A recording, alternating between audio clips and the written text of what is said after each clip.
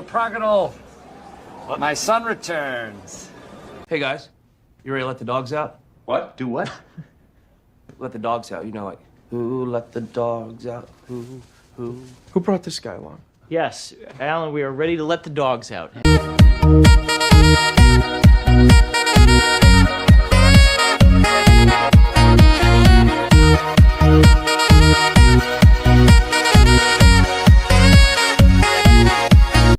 That's going to throw me off.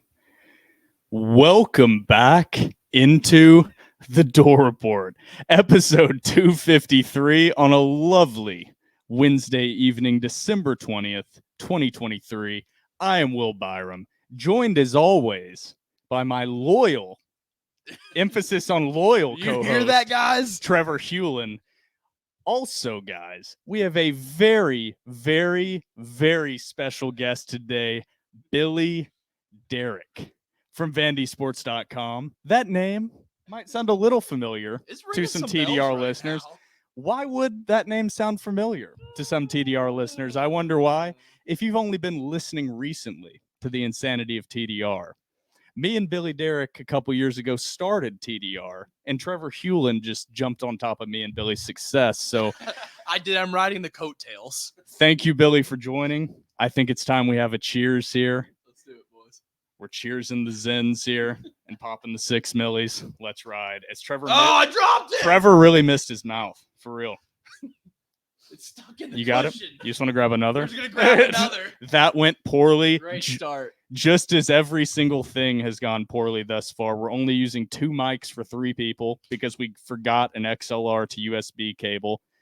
Before we get into all this chaos and craziness, because I already forgot it last episode, here at TDR, we are powered by Corey Perkins of Parks Realty. If you're a first-time home buyer or looking to move homes in the Nashville area, Corey Perkins is your man. You can reach out to Corey via phone call or text at 615-967-8623, or you can reach out to Corey via email at coreyperkins@realtracs.com. Realtracs spelled REALTRACS.com. How about that ad read? You like that? Gosh. So I learned from silky. the best here. The silkiest, the smoothest, the Billy Derrick. Thank you so much for joining here, Billy. It is good to have you, brother. The boys are back in town. But no, the improvement from week 1 to week whatever right now is unbelievable. But no, I want to start by saying I'm so proud of what you guys have created. I feel like there's been a shift a little bit from day one, Will and I's first episode to now, the inmates running the asylum. But that's honestly like ultimately what I think Will and I both wanted. Like I obviously, different career path, but at the end of the day, like I never wanted this to die, and I don't think you guys did either. And my favorite thing is like the Twitter presence, like the episodes and the podcast and meeting people and tailgates are great, but like the Twitter presence is what I'm most proud of. And I think y'all would agree. And I know I'm just kind of kicking this off, but like that's what I'm most proud of. And like y'all two, like associating yourselves with the brand, and even people like Jalen Merricks and other guys like that. Blake Fromang. That have never written Axel. an actual piece, but yeah, like other people like that. Two-time guest Blake Fromang. But no, I love it, boys, and hopefully y'all keep it rolling. I know we're still in the intro here. We said last episode on episode 252, it was only like a 35-minute episode last time. Yeah. This is not. We didn't even get one out last week from Vandy Sports either. So. Yeah, so TDR's better. This is not going to be a short episode. This is going to be a beefy boy. We love to bring back the beefy episodes with Billy here. But one more thing in the intro. We met, where did we meet when you said that you were going to VandySports.com? So we met at Jack Brown's. Jack Brown's Burger Joint, Hillsborough Village, not far from Vandy, actually. And Billy asked me and Trevor, after he told us he was going to VandySports.com, we, of course, said, screw you. We hate you now. Billy asked if me and Trevor wanted to keep TDR going. And I think our response was like, is that even a question? Is the Pope Catholic? Yeah, does a bear shit in the woods? We have to keep TDR going. Faces, like Will's face in particular, you were just like, what's happening? I was very taken aback. I was like, FandySports.com. Yeah. Trev was most like, dude, happy for you. Will's like, let's go, let's ride, baby. Like door report, but no, like that, like seeing y'all's faces, I was like, okay, it's they're keeping it going. Like, I mean, we're still gonna watch Vandy Sports and be miserable. That's our but favorite no, pastime. Like, honestly, the first episode I watched without me was like, it was weird because we had put so much into it. Like, honestly, like 240 something episodes. like a lot of episodes, and then like Trev came in and like just fit right in. But like watching it was like, man, like I miss it, man. Like I miss, like, obviously this is what I want to do. Like I grew up going to Vandy games. I love Vandy, and so I was so excited to be able to cover them and be there. But still, like, just with the guys being dudes, Just like, guys being dudes crushing brews. Oh my, like, and so to be here and like actually feel like we're doing that again, like it's fun. Like we never actually got to, and like this in-person element too. Like I feel like y'all started that with like a lot of the tailgates. Like a lot of the tailgates were your idea too. Yeah, the tailgates. They were mainly Will's idea. Yeah. Tailgate king over here. It wasn't really as planned. The in-person thing was not as planned as it may have looked on the outside. No, it was not. My roommates were a couple that were moving into their own place, and I was being abandoned as the 26-year-old bachelor that I am. And also Trevor was having the exact same situation happen. My roommate was getting married, and our lease was set to expire in a couple months, and he's like, hey, dude, I'm getting a house with my girl. And I was like, I don't know where I'm going to live. I don't know where I'm going to live now. So me and Trevor, even though we were already doing the podcast already, roommates first, and then being able to do the podcast in person was just a secondary benefit. That was never like fully in the thoughts of like, this is going to happen. It worked out well though. Like even though it wasn't smooth, maybe, like, I think the people want y'all in person. And I know it's like it probably looks different. So like, the last 20 or so episodes, I don't know. Yeah, we have it set up the complete opposite direction that we yeah, normally have it set up. Rogan aspect right now. But no, I like watching them on YouTube and being able to like a lot of people like the facial recognition part of it. Mm-hmm. Like I know a lot of people listen in their cars too, but like it's still really cool to have this, and like I think bringing in a guest in here, like imagine getting Blake in here. It's a big body. I don't know if that ever. It's a big body to put in a small living room. I don't know if that'll ever happen. Would he fit through our door? It's a good question. Yeah. Also, where's Phoebe? Phoebe has disappeared. Like Phoebe was Usually urgently jumping up onto the table. No, let's at this just wait point. for Phoebe's going to make an appearance. Phoebe will appear when Phoebe wants to appear. We have a locked and loaded episode 253. If you have not noticed that yet already, with the 10 to 15 minute intro, Billy Derrick joining, Vanderbilt basketball to discuss briefly. This whole episode is going to be Vandy. That's just us bitching and moaning about Vanderbilt hoops. No, that'll be Lock brief. in, ladies and gents. No, it's going to be horrible. Then we also have the recent movement with the football program, an official hiring of a new OC, also transfer portal news on top of today being early National Signing Day. Yep. On top of that. And then, Trevor, we have the main portion of this episode, which is the 2023 Vanderbilt Award Show. The results. The results of the document and voting that Trevor Hulan put together. He gets 100% of the credit and 100% of the blame. There will be some blame. There will be some blame. It's 98% credit, 2% blame, but there were some options that were left off that document as selections that were pointed out on Twitter and pointed out by me that we will get to as well.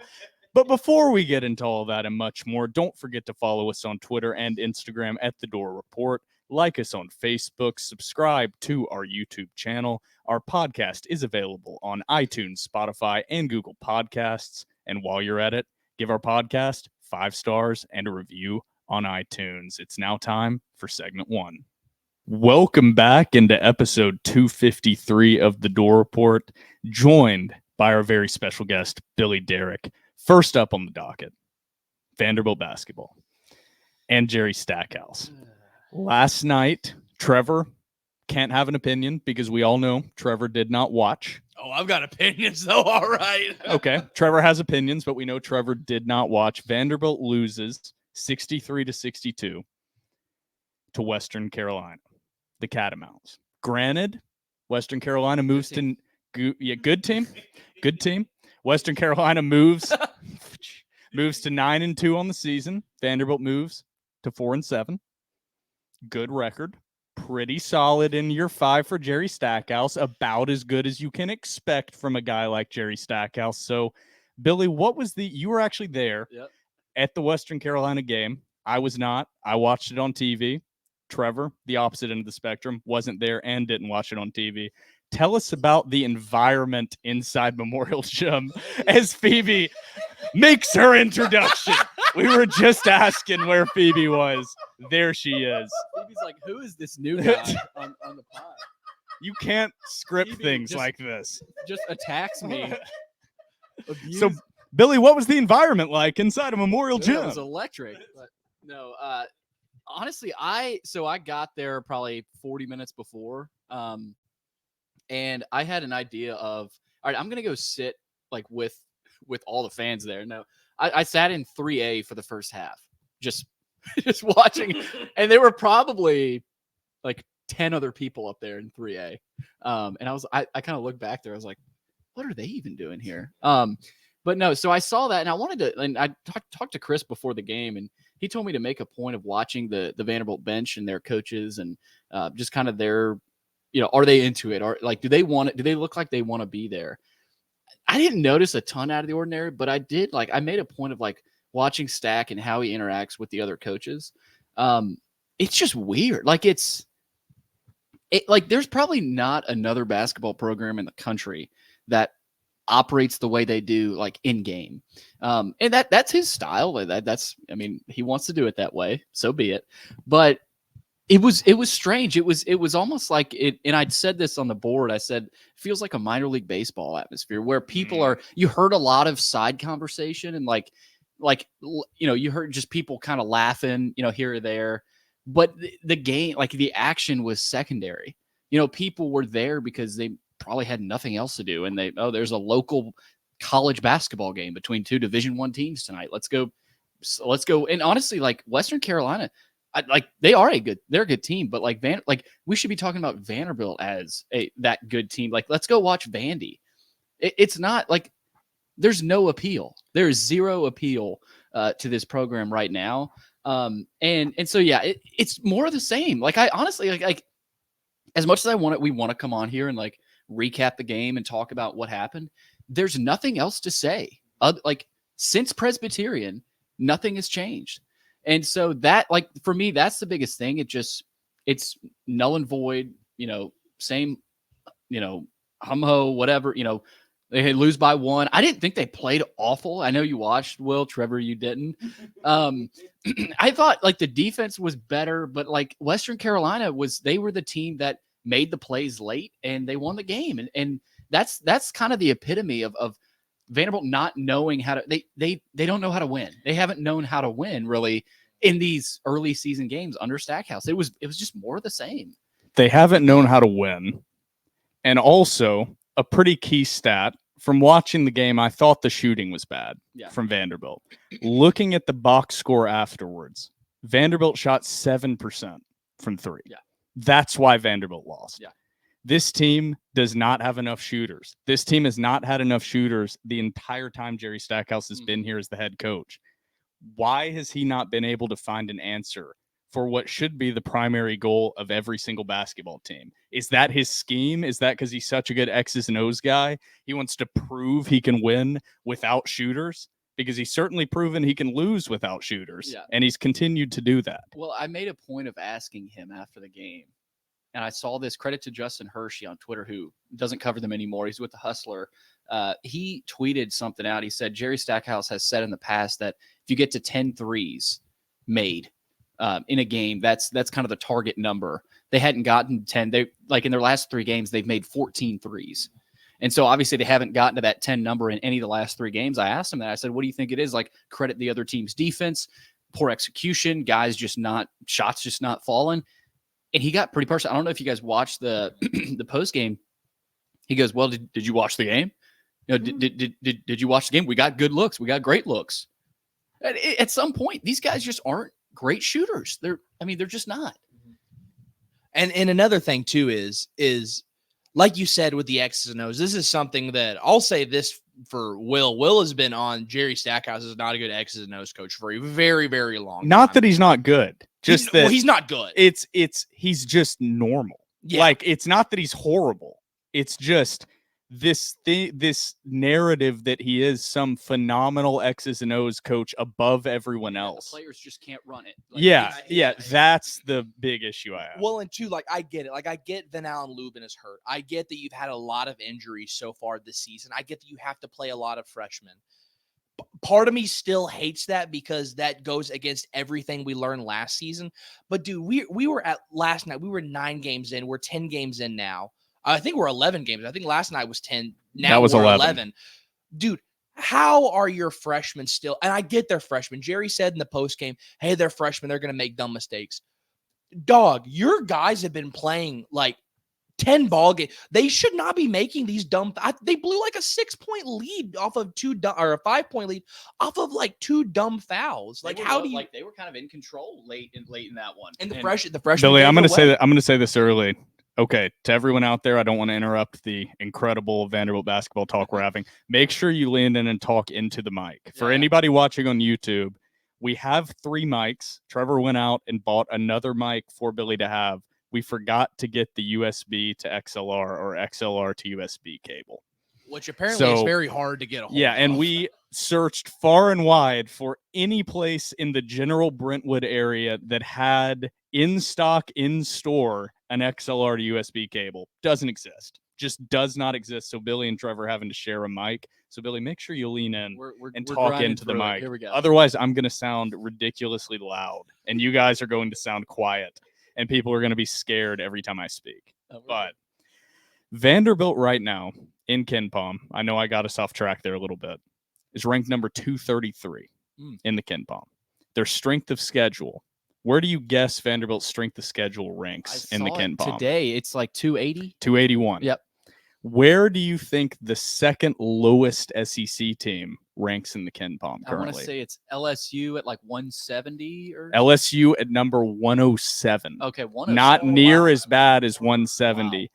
Vanderbilt, let's see if my math can be good here live on air, is 174 spots lower than the next lowest. No, that's wrong. That was based off strength of schedule. 106 spots lower, 26, whatever it is. 126 spots lower, whatever it is, it's horrible. There's no fixing it this year. Do you fire Jerry Stackhouse midseason, or do you wait until after the season? What's the benefit of waiting until after the season is my thing. And I know there's probably not a great benefit of doing it now. Say they do it this weekend. Okay, that's a statement. Like that's a message made by the administration saying this is unacceptable. We're not putting up with this. Like and I think that would be a good sign moving forward for Candace Lee, for Dearmeyer, and this administration to make the move. If you wait until after the season, you could now either way, say they fire him this weekend. They could still go 2-16, 3-15, whatever. But either way, there's that perception of, okay, they made that move mid-season. They made a mid-season move. They bucked the trend that everybody said they'll never do that. They would not do that. And my gut tells me they won't. I could be wrong. I hope I'm wrong. I think all of us hope that this move is made mid-season, but it has to happen. Either way, it's going to happen. That's the biggest thing. It's going to happen. I mean, he's not surviving this. So that's kind of the silver lining. That's the good part. Like, that's the bottom line. But I think you make a statement in terms of public relations, perception-wise. I think that would be important because you get talk about the program. Okay, they made this move. They feel like they should compete in basketball in the SEC. They're not right now. Louisville might make a move this weekend with Kenny Payne. Say they make that move, you're going to have a lot of people saying, where's Vanderbilt? What are they doing with Stackhouse? He's not much better. He's in year 5. So I don't see the benefit of waiting until after the season. I think if you do it this weekend or midseason at some point, that sends a statement that this program needs. And quite frankly, I think you'd see some happy players, some guys that are sort of relieved. And and have a path forward, some path forward, it's still going to be hard to rebuild. But either way, I look at perception. Perception is reality a lot of times, right? And so if they make the move mid-season, I think that's a huge statement made. Yeah, Trevor, and you can answer on the midseason thing. It's just whether or not Vanderbilt wants to extend this out and allow Jerry Stackhouse to have an asinine, stupid press conference at some point, like Derek Mason, that he basically just blames the players. And that's what Derek Mason did, saying, a lot of times it's not about the X's and O's, it's about the Jimmies and the Joes. Yeah. Well, you're responsible for the Jimmies and the Joes. You're the CEO of the program. It's different than coaching at the professional level. That's why you see vice versa, whether it's Nick Saban going to the Dolphins failing because he doesn't have full control of the roster and the scheme and everything and the staff, or you see it the other direction. Typically, you don't see success in these coaches coming from the professional level to college or vice versa. And I think that's what Stack has struggled with. You're responsible for the roster. It can't be, I schemed open these looks for these guys, they just didn't hit them. Well, that's your players not hitting them in your scheme. At the end of the day, the buck stops with you. And there's been a lack of accountability with Jerry. You've been in the press conferences 1,000,000% more than me and Trevor have been. I don't know. Trevor, I want to give you time to comment on the midseason firing as well. Well, and I'll say this too, to your point of college coaches going to the league or the league coming to college coaches. You look at somebody like Billy Donovan, who we've brought up on the pod before, who is a great, the court is named after him in Gainesville. One of probably the greatest basketball coach in Florida Gators history, goes to Oklahoma City, doesn't do well, and now he's ruining the Chicago Bulls. Yeah. It's not an easy transfer like that. And like you said with Nick Saban, we've seen it over and over again. There have been a few guys, Harbaugh, Carroll, that Shula, that are the exception. But my thing is, if you don't fire him mid-season, I understand the players, I understand the recruits. What does this say to the fans? You know what I mean? Like, what a huge middle finger to the fans if you do not fire him mid-season. And I get it. I've said on Twitter, we should boycott Vanderbilt basketball. They're like, oh, well, they already have our money. Well, dude, you know what? You're taking away money on concessions. You're taking away money on merch. You're taking away money on parking. You still have a chance to take a stand and let your voice be heard, because all that really matters to them is money at this point. There's that. And also, like the picture that Billy put out, they got picked up by some other larger Twitter accounts of the empty Memorial Gym. And that's going to open the eyes of some people, because it's expected that Vanderbilt's football games are going to be poorly attended. Yeah. And also, if you have 25,000 people inside Vanderbilt Stadium, it looks horrible. It doesn't look good. Yeah. Memorial Gym's capacity is 15,000, and that place looked like a ghost town against Western Carolina. I think that does open the eyes of former players, some of the older generation of Vanderbilt fans that maybe aren't invested in the day-to-day operations, but they see Memorial Gym like that, and they're like, okay, something's wrong. Yeah. Something is broken within the program. I love what Nash said on Twitter. He said, the people have spoken. The people have spoken. There wasn't 2,000 people there. That gym is historic. It's a place of pride for Vanderbilt fans. I mean, even early season games used to be fun to go to. You're still in town over the winter break. Let's go to the Vanderbilt basketball game. We were in high school, if you looked up the top 10 venues of college basketball, the 10 places you have to go before you die, bucket list games. Yeah.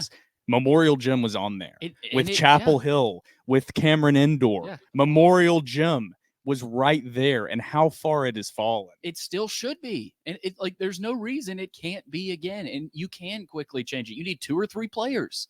We're not like how you mentioned football. We're not talking about football. This is basketball. Transforming a basketball roster is a whole lot easier than football. And getting basketball players, it's not like academic. You can get high academic players that are really smart and are good basketball players. So the people have spoken. It's time for the Vanderbilt administration to speak about something. Somebody in that administration has to speak up and say, this is unacceptable. I think if they get that, if they don't fire a midseason, you at least have to have that.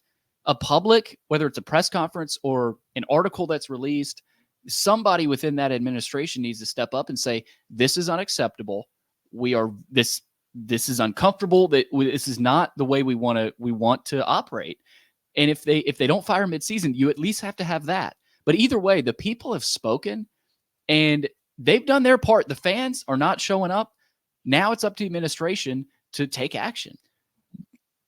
And I want to allow you to speak as well, Trevor. I don't want to take up too much of the time, but it's also like, I hate the phrase comparing apples to oranges.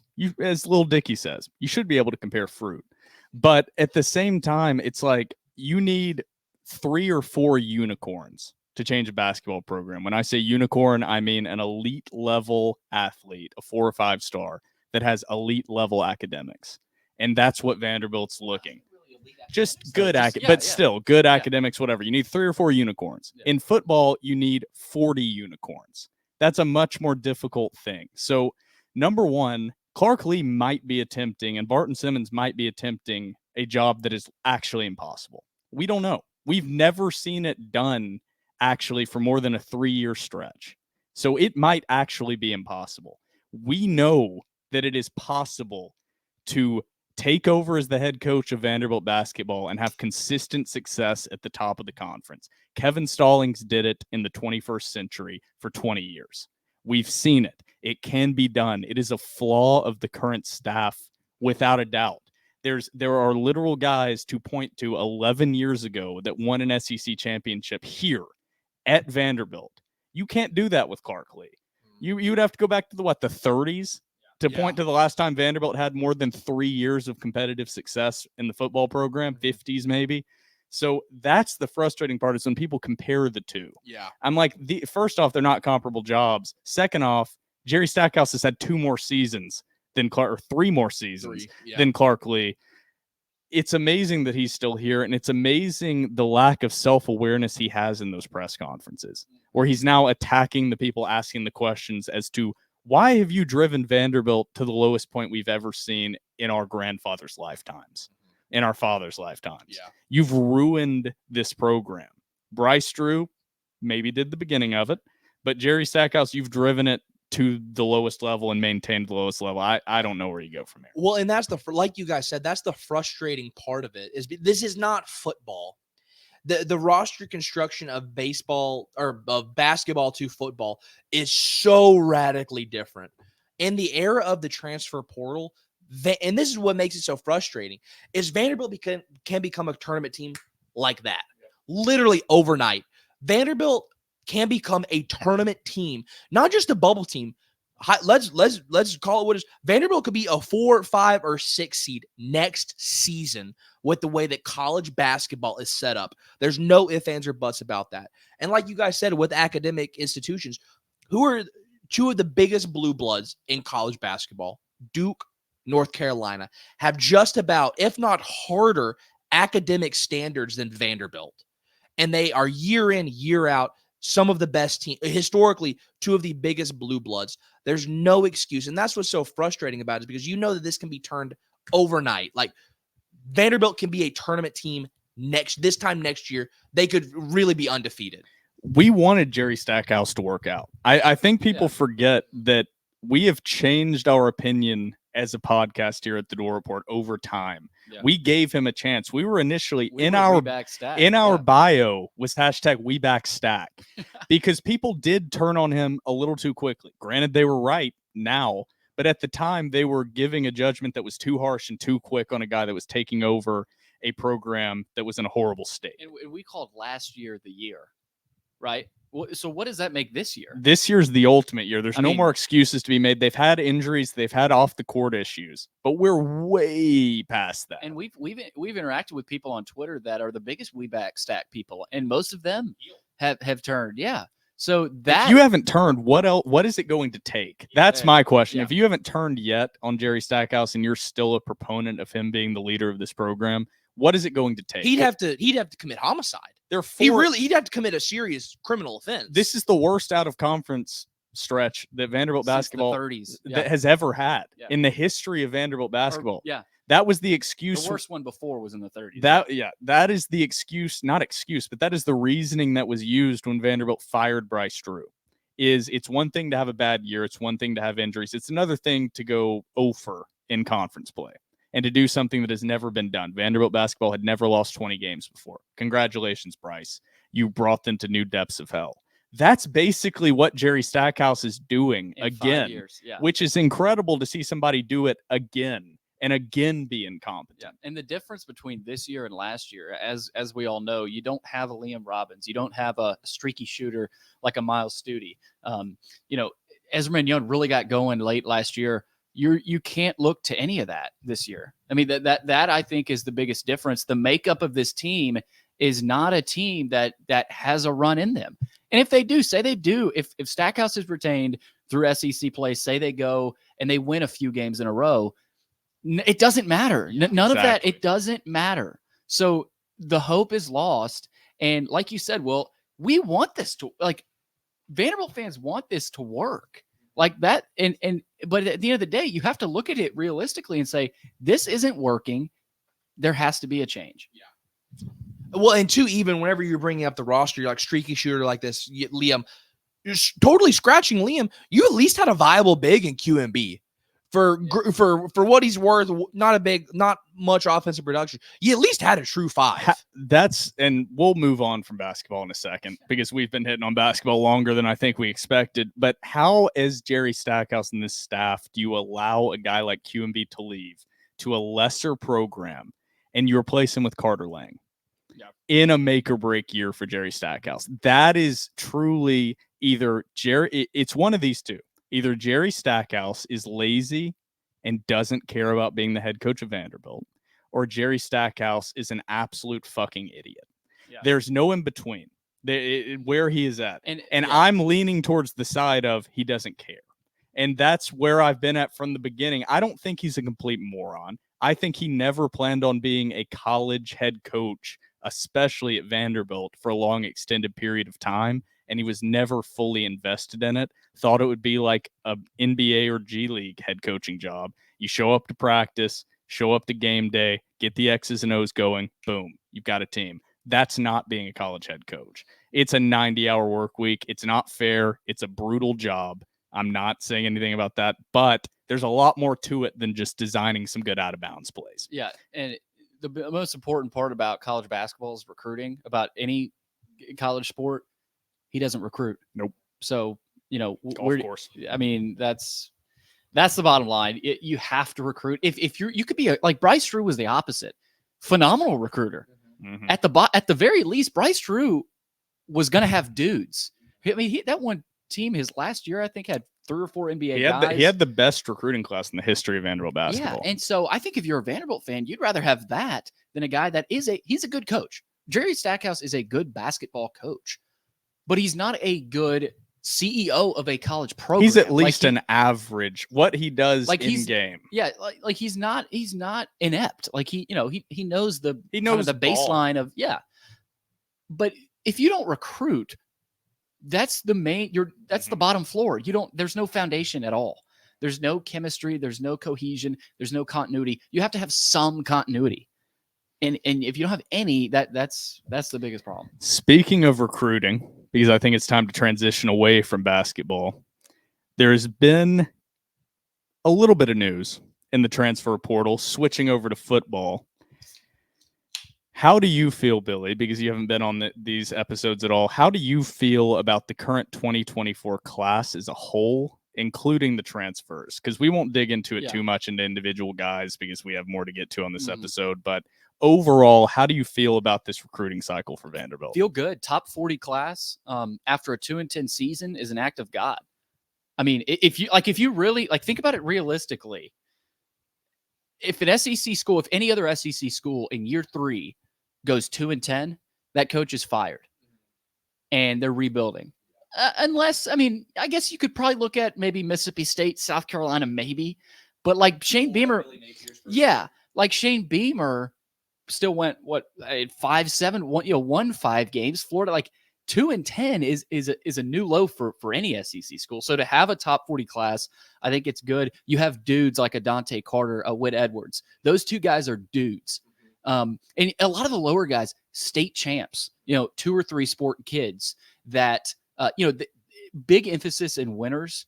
And I think that gets overrated. Like, he's a state champ. He played in 3A, but who cares? Like, that kid's a winner. Like, Bryson Coleman, he's the most fascinating player in this class. I know we don't want to get into the class too much, but he played all 3 sports. He was the quarterback of their team. He's going to play tight end at Vandy. But you think about the word freak, and I don't want to call too many of these guys freaks, but like Bryson Coleman is one of those kids that I think projects really well. Alvin Williamson, the corner, is a good player. Played with Dante Carter. For them to retain Dante Carter, Yep. And truly an active like job. that's you talk about this class. That's the storyline of this class. Dante Carter for me. No, I wasn't saying you had to speak. I was And- just saying make sure, Trevor, But, when yeah. you speak, to speak into the mic. But retaining him. I saw Robbie put out that Alabama, USC, and Ohio State were after him, and for Dante Carter to be like, nope, thanks for the offer, thanks for the phone call, I'm committed to Vandy, like Vanderbilt, 159th ranked player in the country. Yeah, and On3 has him as the number 2 safety, right? So got some dudes, right? And after a 2-10 season, you can tell the staff is still very much committed. And I think it's always good to see a class like Clark talked about it, going into their house and talking to their families, talking to the kids. They're excited because they know they're going to get a chance to immediately compete. Like at least you saw last year's class, Martell Height, other guys in that class. I think Cam Johnson, right? They played. Yep. Right. You're going to play.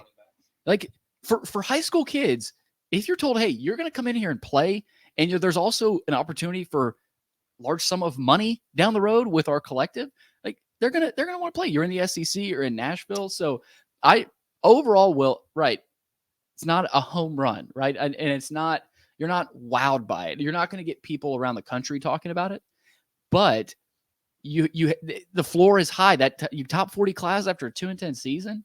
I mean, that's not too shabby. I don't like to be Mr. Negative, so I agree with literally everything you said.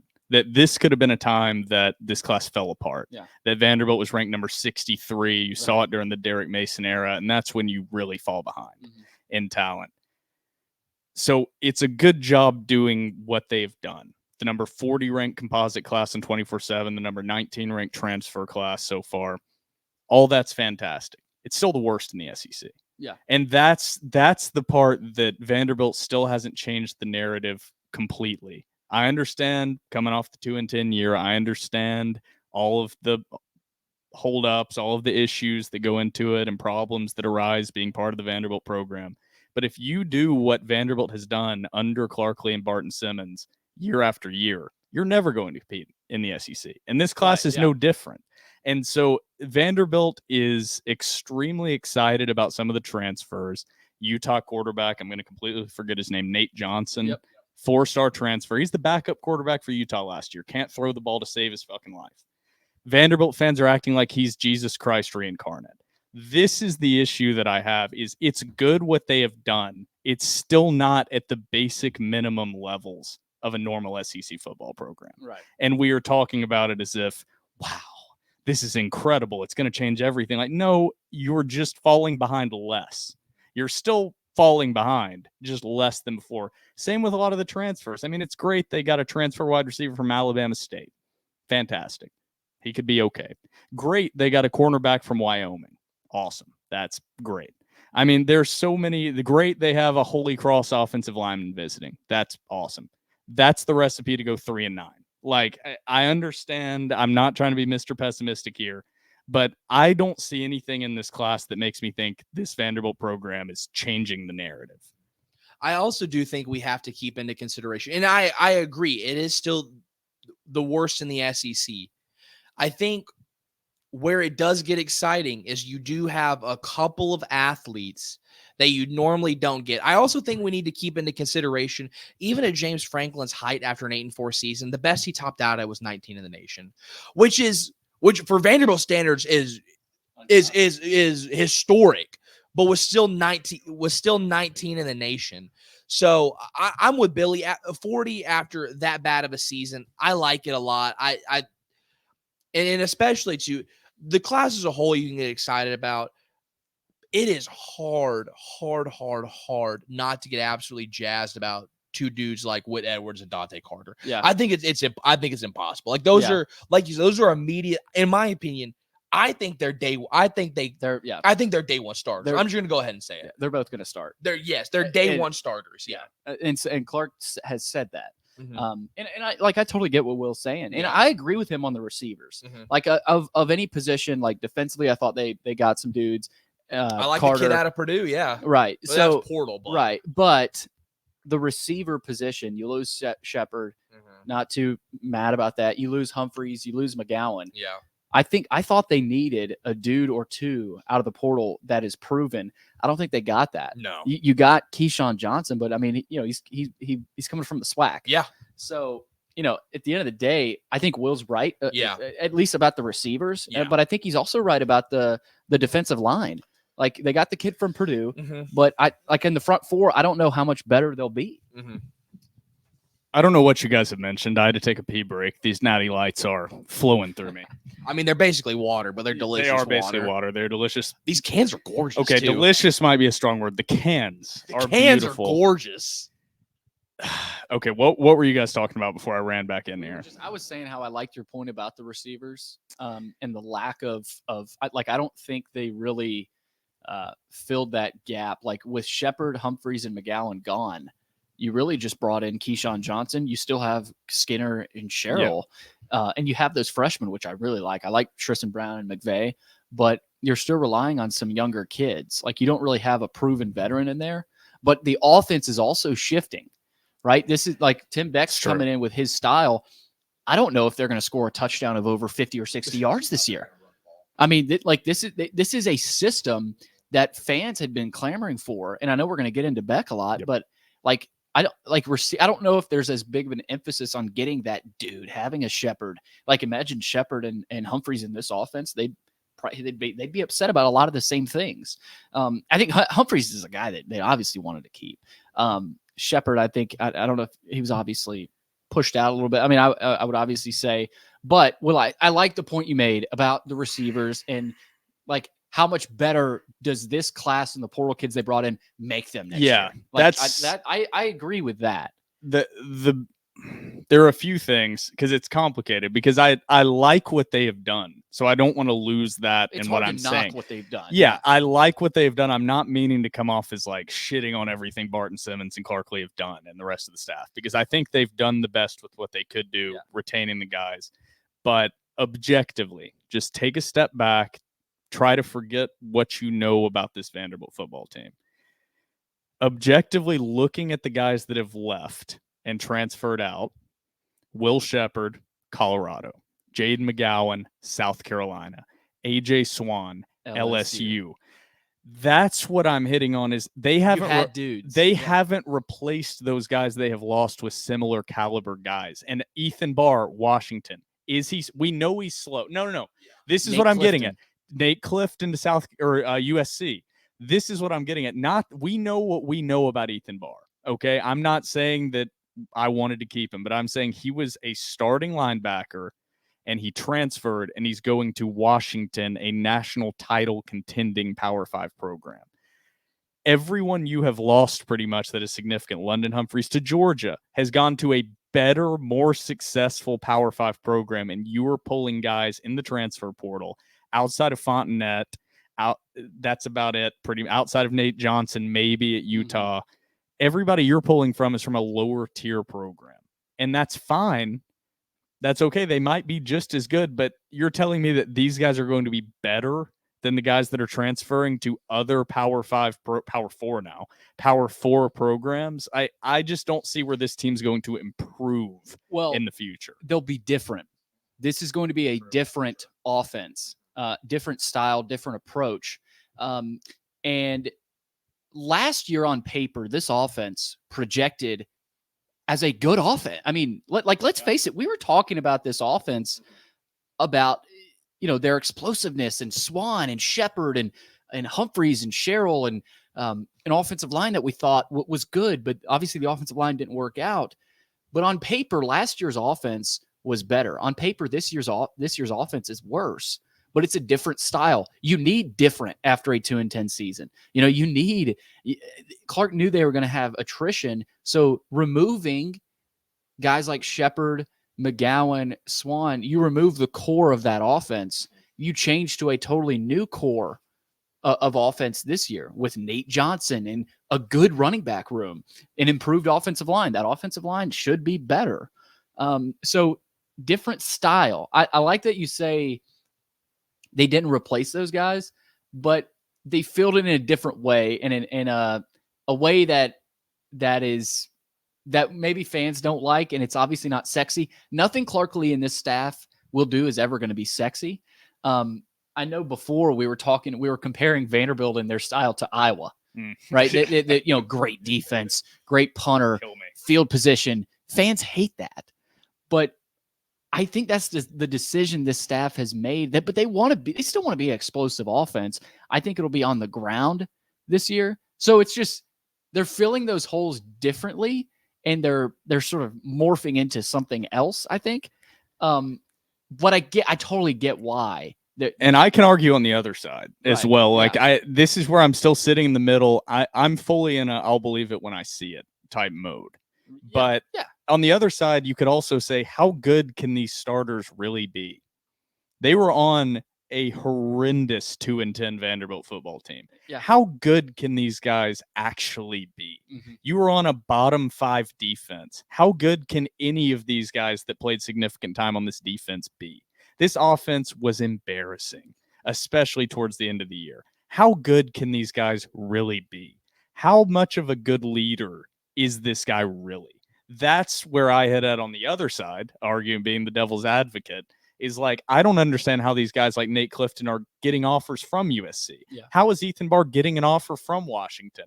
I don't understand that either. Maybe they're misevaluating talent, or maybe Vanderbilt was misutilizing talent.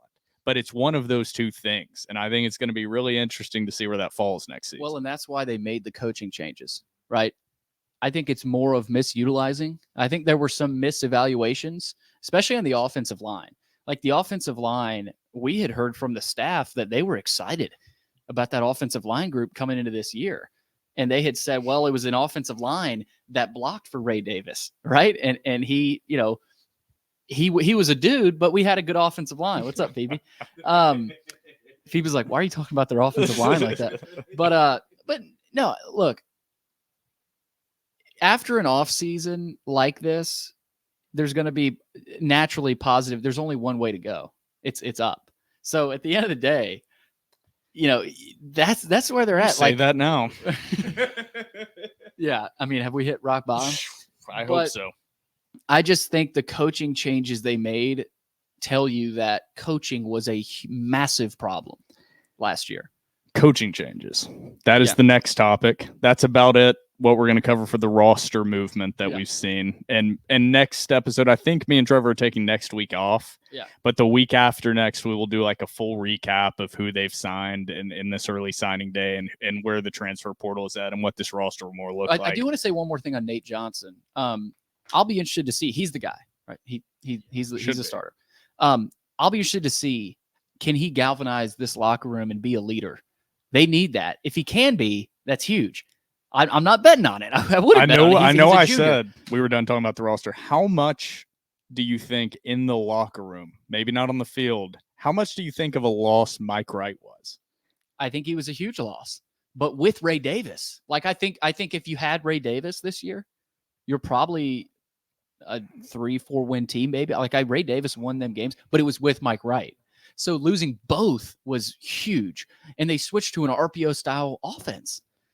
And they were running a little bit of triple option last year. I think they're going right back to year 2 of Clark Lee. They said, okay, what worked for us? Like what worked?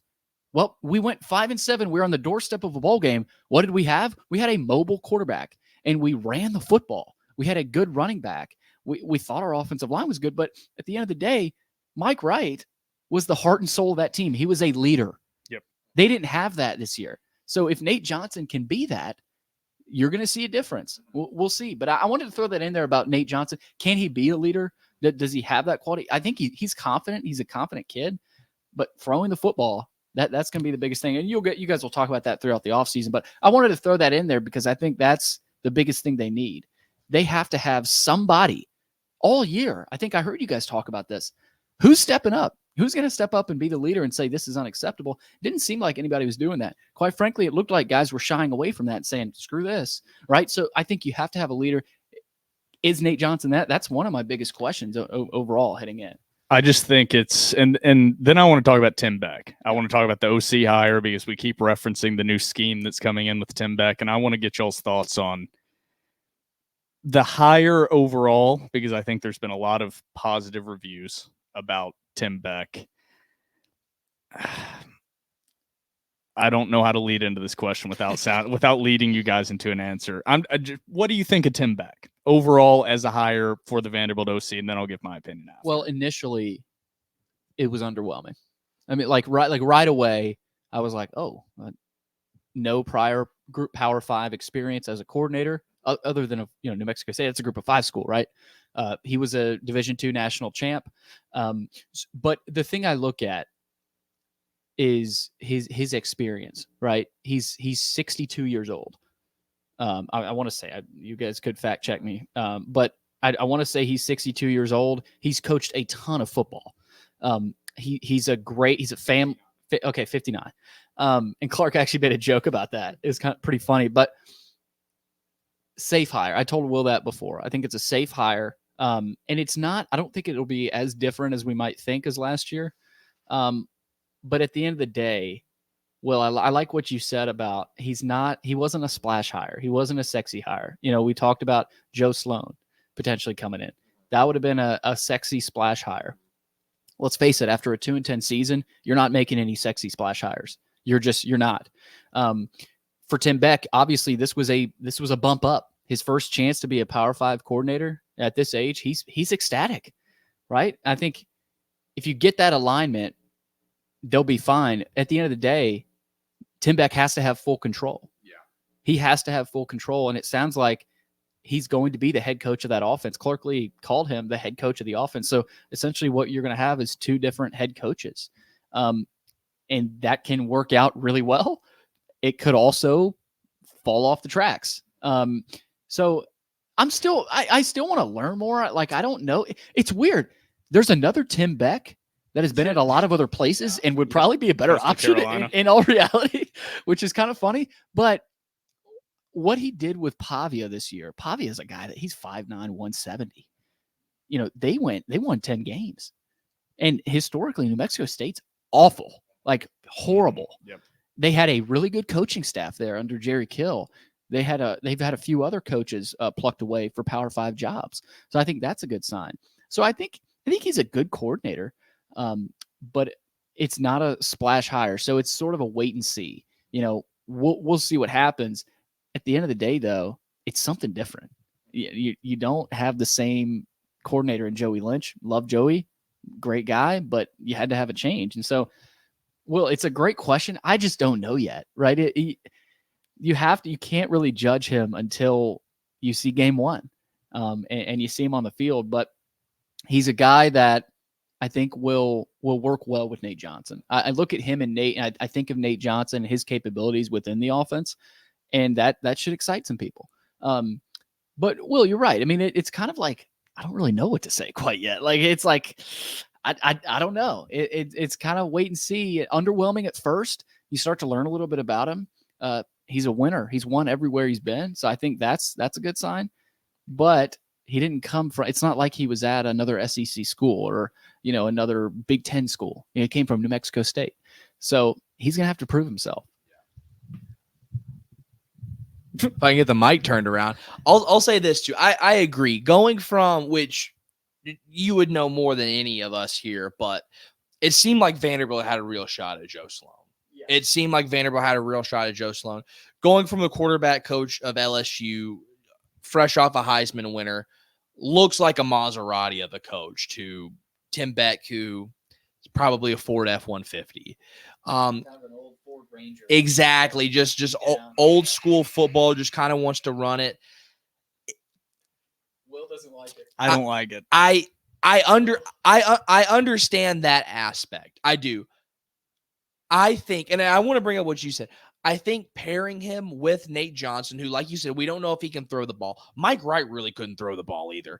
But look at that. Look what they did with Mike Wright. Exactly. Mike Wright was inept throwing the football. Nate Johnson's not inept. Yes. He can make some throws. Yes. And that's another thing. If you can just, and this will get into another part. If he truly is the head coach of the offense and you do design schemes to where you give him easy throws that we didn't see Ken or AJ get the opportunity to make this year. If you can rely on the run game with Nate Johnson and that backfield, who I think I would like to know what Will thinks about it too. I'm pretty high on Cedric and AJ going into next season. I really, really like them. I wish we would have gotten another guy out of the portal, to be honest with you, just as yes, that is true. I like possibly, I'll say that I'll preface possibly what we have with the run game. Now, with that being said, we thought we were going to like what we had with the run game this year, and the offensive line absolutely shit its pants every single game. So you have still a ton of question marks on the offensive line with that run game. Grayson Morgan's going to get much more playing time. Can he bulk up 20 pounds? I don't know. I hope to God he can. I'm very excited. I won't say I'm very excited. I'm hopeful, but I also think too, it's just because I was so sick and tired of Joey Lynch. This is where I don't dislike the hire. So it's not the dislike of the hire. It's the narrative surrounding the hire. Not even cautious. Everybody's speaking about Tim Beck. He's 59 years old, very experienced, a lot of years coaching football. Everybody is talking about him as if he is a safe hire, as if he is an F-150. He's not. This is an incredibly risky hire. If he was 34, you would be talking about this as an insanely risky hire with a resume of a head coach at the Division II level.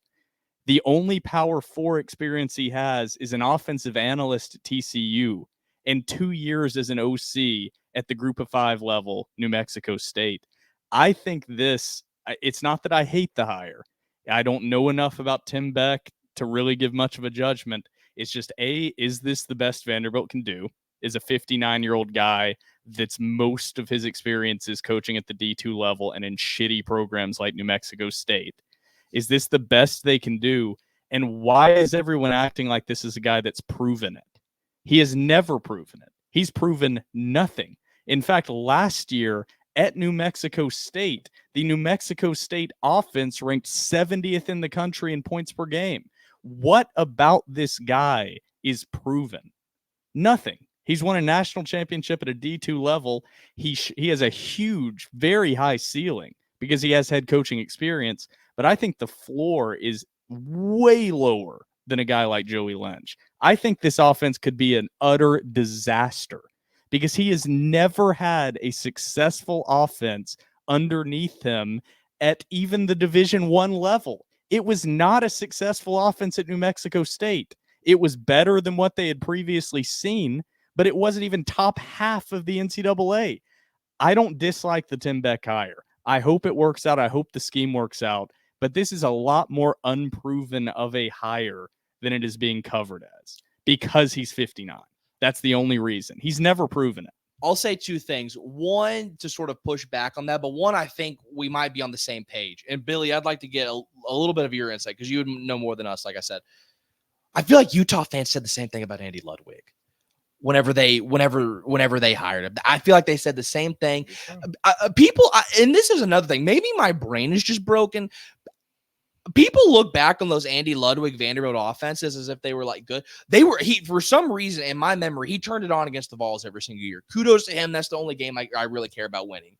Other than that, Vanderbilt didn't have great offenses under Andy Ludwig, and he goes to Utah, and it feels like he's up for the broils every other year. So I'll say that one part I always liked Andy Ludwig. I think, I hated Andy. You have to talk about Kyle Shermer, though. That is a good point. That is Sherfield. You had those guys. Ralph Webb, obviously, some all-time great. Kyle Shermer, statistically speaking, the greatest quarterback in Vanderbilt history. One thing I do think I agree with Will on, and I'll get your take on this. Clark Lee, the narrative around Clark Lee taking over the defensive coordinator position, and correct me if I'm wrong, was to free up money for an OC hire. Is that truthful or I heard it wasn't. Okay. But deep down, I think that was part of it. Okay. I heard it wasn't. Okay. But I think Clark right now, more of that was Clark looked at what he has and he said, this is the best move right now. Okay. Like I need to take over this defense and figure the defense out first. Because if you can't stop anybody, you're not going to beat anybody. That's the bottom line. So, but again, how much better can the defense get? That's another question out there. I'll say this about Beck. I heard that he was pretty coveted. I know, I heard there were some Power 5 schools that wanted him. I don't know who. I heard he was coveted. I heard Nate Johnson was coveted. I heard they paid up decently well for Nate Johnson. So I think you can look at this and you go two ways, right? You can say Tim Beck is unproven, right? He doesn't have explosive offenses. Okay, that's very fair. But the other side is you look at the quarterback, like if Vanderbilt would have brought in a pocket passer from a group of 5 school. Who's the guy from Indiana, Sorsby? Yeah. Say they bring in Sorsby. I don't think we'd be talking very positively about this Beck move. Nate Johnson is just as important to this Beck move as Beck is. With Nate Johnson without Tim Beck is not a successful Nate Johnson. Tim Beck without Nate Johnson is not a successful Tim Beck. So I look at that, and Will, I like that you brought that up, that he is unproven. But there aren't, to be honest, and I'm not offending anybody on that staff, there aren't too many proven coaches on this staff. So, realistically, who was Vanderbilt going to get as an offensive coordinator? I think that's a good question you have to ask. Obviously, Joe Sloan was an option. But to get Tim Beck, I think it's not. And you could, if you put truth serum to Clark Lee, he'd probably tell you, listen, we had our eyes set higher. This was the highest of sort of that next tier. So I see both ways. And right now, I don't hate the hire. Yeah. I just want to reiterate, I don't hate it. I just am not sold on it. It's also probably, I'm being a little bit cautious because I was very high on this team heading into this year, and I was thoroughly wrong. Could not be more wrong than I was heading into this football season. So I'm probably approaching things a little more cautiously. But I just always like to take off the Vanderbilt logo and put on a South Carolina logo, or put on a Missouri logo, or put on any other SEC program logo and say, how would their fan base feel about this offseason? And I think definitively, again, this is another offseason that there is zero other fan base in the SEC that would not be at January 6th levels of rebellion. I mean, it's not horrible. Tennessee's having an awful. It's not good. It's not good. But their class is still significantly higher of the talent they have coming in than Vanderbilt. And they didn't lose as much talent as Vanderbilt either. They didn't lose 7 starters. Well, I'm not saying that I hate it. I'm not saying that I'm in horrible pessimistic mode. I'm just saying you have a tendency when it's your team to see the positives and see the positive things. Every other SEC fan base is looking at what Vanderbilt is doing this offseason, saying that's a team that's going to finish 16th out of 16, 100% without a doubt. They've done nothing that's changed the trajectory going into next season. I hope I'm wrong. I hope Nate Johnson and Tim Beck lead this offense to a bowl game. But every SEC team is sitting down and having a podcast right now talking about the moves they have made to make themselves competitors next season. Has Vanderbilt made better moves than other SEC programs? Because they're already starting 300 paces behind everyone. They're already coming off a 2-10 season with the worst roster in the SEC that they've now lost, literally 6 or 7 starters minimum to the transfer portal off that team. You're so far behind. You have to do things that jump out. And I don't know, outside of Nate Johnson and Randon Fontenette, have they done anything that jumps out to anyone? Dante Carter, Randon Fontenette, maybe Nate Johnson, but every program in all of Power 4 has 2 or 3 Nate Johnsons transferring in at the quarterback position. Everyone has a 4-star guy coming in. Like that's just what you have to do to be an SEC program. It's not that Vanderbilt's done anything exceptional. It's just, hey, you've done what every program does. Congratulations. You're not completely embarrassing. You're just kind of embarrassing. I think Vanderbilt's in a situation where they can sort of right the ship. I'm not talking about them making a bowl game next year, right? But if they look respectable and say they go 4-8, but a lot of those 8 losses are very competitive, tough. You said, man, they could have easily been 5-7 or maybe even 6-6. That is a massive improvement. You went 2-10, right? You went 2-10. So you're at the bottom right now.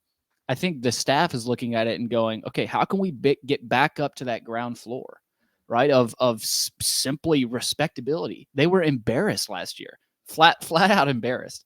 So I think they're looking at it as not a total flip, right? Changing the trajectory. They're looking at it as let's get right back to that bottom floor and go from there because we cannot skip steps, right? And so another thing you have to remember is there's a lot of third-year guys, third-year players that are going to have huge roles. So as unsatisfied as some fans might be about the portal additions and in the recruiting class, I think there are still some guys that they have developed that you look at and you go, okay, Langston Patterson, right? Great job retaining him. Yeah, Bryce Cowan, a third-year player. There's other third-year guys. CJ Taylor, right? So I think the guys they were able to keep, we should almost be talking about more than the guys they're able to bring in. You had to bring in guys. I think they filled some of the holes. Receiver and defensive line are still the holes I think they have to fill. But yeah, Quincy coming back is something that has not been discussed enough. Quincy right now, he's the number 1 guy. And let's also point out that, and then we can go to the TDR cocktail break and we'll get to what this episode's actually supposed to be, which is the 2023 award show.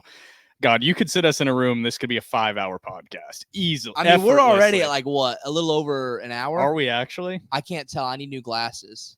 Yeah, we're over an hour. Yeah, over an hour, baby. Whoops. We haven't even gotten to 2023. Dude, this is what the people want, dude. It is what the people want. Let me ask you this though, Will. They could have done worse, right? Yes. Like in this situation, this could be sky is falling. I think the fact that it's not says something. I mean, but it's also not you hit a home run. I don't want to interrupt. Clark Lee is being paid multi-million-dollars a year. If the sky is falling, the baseline should be your program is not in sky is falling disarray. That should be the baseline. Like and technically the sky already fell. Yeah, I don't like to be the guy. I understand all the caveats with Vanderbilt. But if you ever want to be a program that competes at that level or is at least not embarrassing, you just can't. I always say take the wins where they come. This offseason's not a win. Like this offseason it's just not a gigantic loss. Yeah. But it's still I don't even know if I'd call it a tie. Like it's still kind of a lot. Like this offseason has still been a net negative. And that's the part that's so almost frustrating. A victory where you lost, but you can find some hope. Like I think it's all like the Georgia game. Yeah. Like this offseason has almost been the Georgia game. I mean, you just losing London Humphreys alone is enough to call this offseason an L. Like that's the number 1 receiver in the transfer portal coming from your SEC school. That's a guy that should have been one of your dogs for the minimum of the next 2 years. And he's gone because it wasn't money. It was because your staff could not convince him to stay at this program. Like that in and of itself, you can't cancel that out by getting an Alabama State wide receiver. Yeah. You just can't. Like he's not even in the same universe as London Humphreys or Will Shepherd or Jaden McGowan. Like they haven't even replaced half the talent that they've lost, much less improved from a 2-10 year. And I hope I'm wrong. And I hope those guys were energy drains and they were not good for the program. But I don't buy that. I just think that this staff was so inept at utilizing talent that they drove away the little bit of talent that was here. Yeah. And now you're literally starting from Derek Mason level talent again, going into year 4. I just think looking at the schedule, you're looking at another 2-10 team. London left because Georgia came calling, right? I mean, that's where you're at. He didn't believe in the offensive coaching staff, But at this point, Vanderbilt got rid of that offensive Also, staff. I've got to point out, London, that was fucking stupid. You are an idiot for going to Georgia. You will be lost in that rotation. You had the opportunity to be a number 1 wide receiver on an SEC football program. You gave that up to be a rotational, lost in the shuffle, 6'1" white wide receiver at Georgia that's going to catch for 300 yards next season. You were convinced by the clicks, by the NIL collective, whatever it is, the Twitter, that was an objectively bad decision. In the same way, it was an objectively bad decision for AJ Swan to transfer to LSU. It's kind of hilarious how easily fooled these guys are by these programs. You've already been through the recruiting process. As AJ Swan, how are you just fine going and being a backup quarterback at LSU next year? Because that's what you're going to be, AJ. You're going to be the number 3 receiver at Georgia, best case. Because guess what, London? Everybody can run as fast as you at Georgia. Every one of them. You're not special at Georgia. You were special at Vanderbilt. You're not special at Georgia. I don't care what Kirby told you in your on-campus visit. He's lying. He's lying to you. They do that all the time. Everyone can't be the star on the team. In London, you're not a star at Georgia, bud. And I hope, for the love of God, he can use this as a clip for motivation. Maybe he does. He won't. So we can go replay this back in a year. London Humphreys is going to have max of 500 yards the rest of his career at Georgia, and he's just going to be another dude. And at Vanderbilt, he could have been something special. Are you saying this because they don't play Georgia next year? I'm saying this because I didn't believe London Humphreys was that special here, much less at Georgia.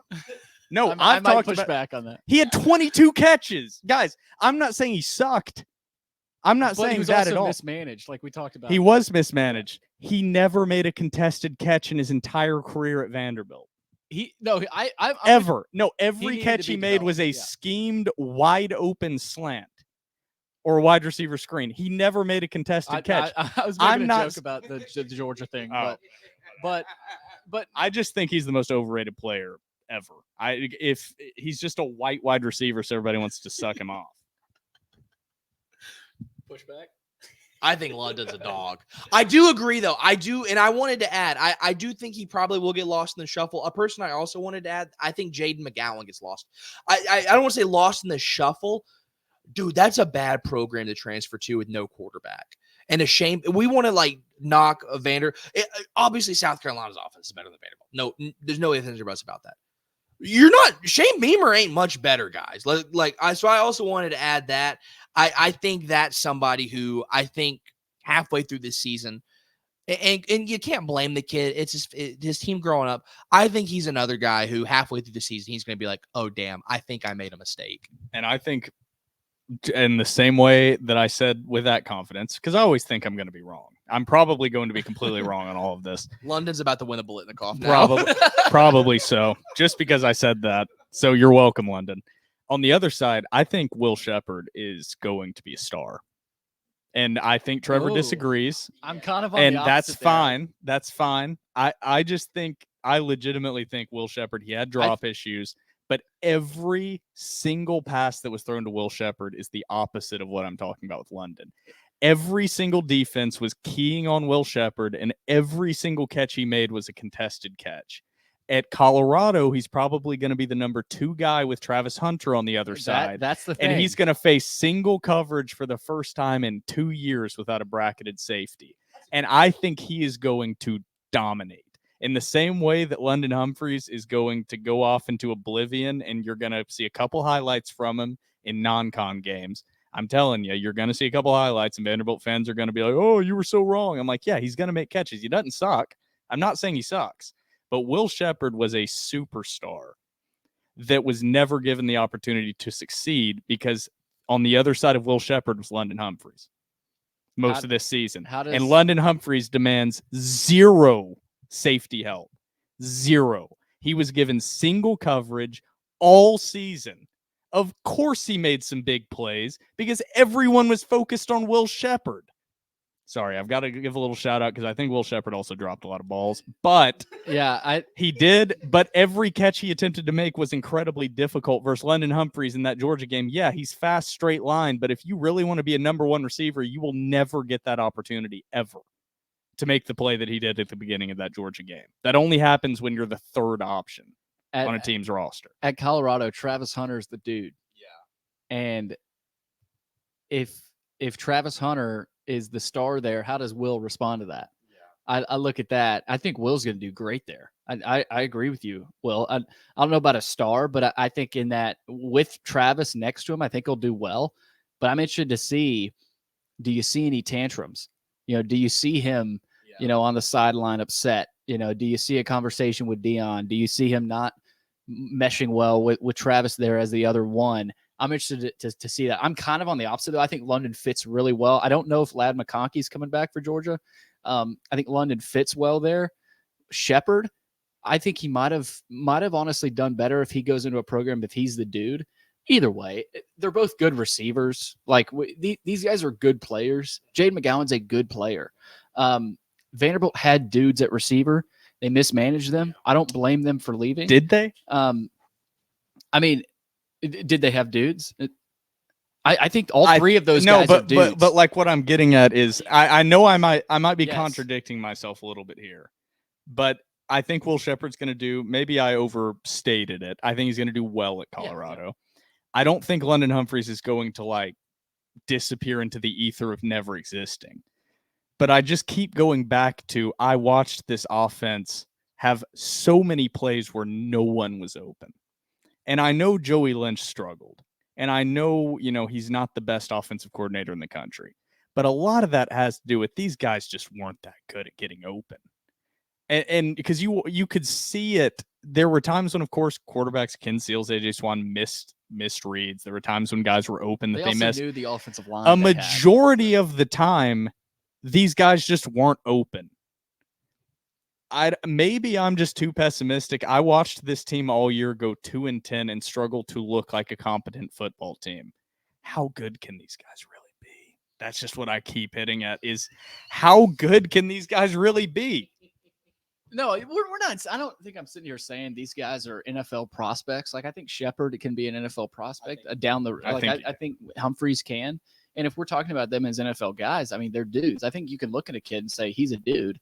And with the offensive line they had and the quarterback flux, it's just hard to be a dude. It's hard to put up those numbers. So, well, I see what you're saying, but either way, I don't know. We're talking about Colorado and Colorado and South Carolina schemes and Georgia schemes. It's about Vandy. Georgia's going to be fine regardless of having London Humphreys. So that's guys. We forgot to talk about the biggest piece that Colorado got in the portal.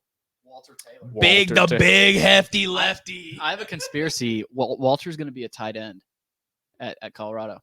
That's my hot take. I think Walter Taylor is going to be turned into a tight end. Will Sheppard tweeted and he said, "Watch how this plays out." He's not going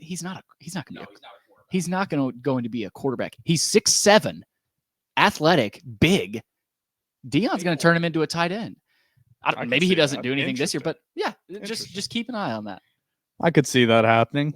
I mean, fans on the board were clamoring for that this offseason, as you know. People were like, whenever Cole Spence went down, like people were like, dude, get Walt Taylor some wide receiver gloves and put him out by the line. They should have done that earlier because he can't throw an accurate football. So, I mean, that Ole Miss game. I've always, just like in basketball, I've always liked my guards to be able to shoot the basketball. I've always liked my quarterback to be able to accurately throw the football.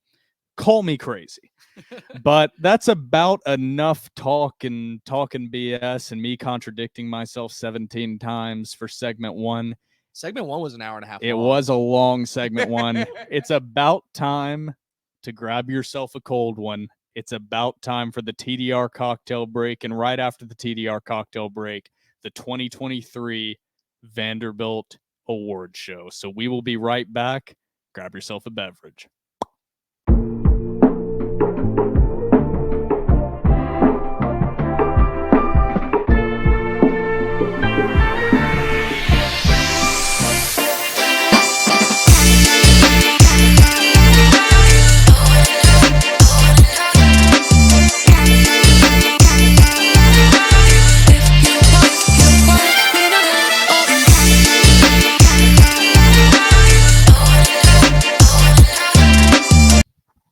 Welcome back from your TDR cocktail break back into episode 253 of the Door Report as Billy Derrick takes a big ice cold sip of his natural light.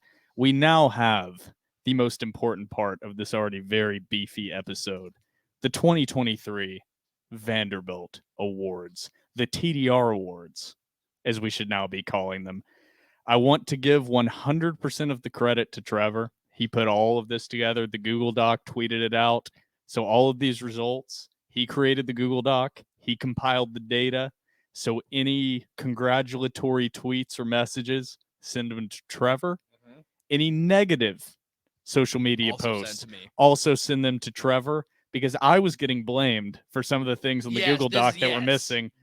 Don't give me any blame. I get enough blame as it is. And we'll get to that story, because Will and I both work from home, and he just comes into my bedroom. He's like, "Hey, you forgot this." And I just slam my pen. I'm like, "How did I forget that? Oh my God, I'm an idiot." So yeah, but we'll get to that. All right, Trevor. You're leading the show here. It's your show, brother. In the first category, there's not a whole lot of them.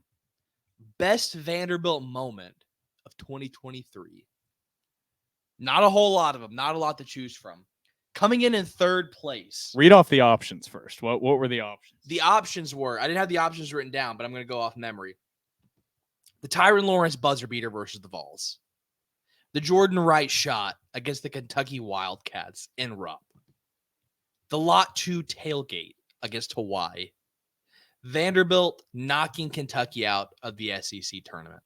I believe those are the options. Well, you've closed the Google Doc, so I cannot look at it. The other options don't matter. So I believe those are the options. That'll be the last time we do that, because I thought I would be able to pull up the Google Doc and read those off. I'm 100% positive those were the options. Okay. So those were the options.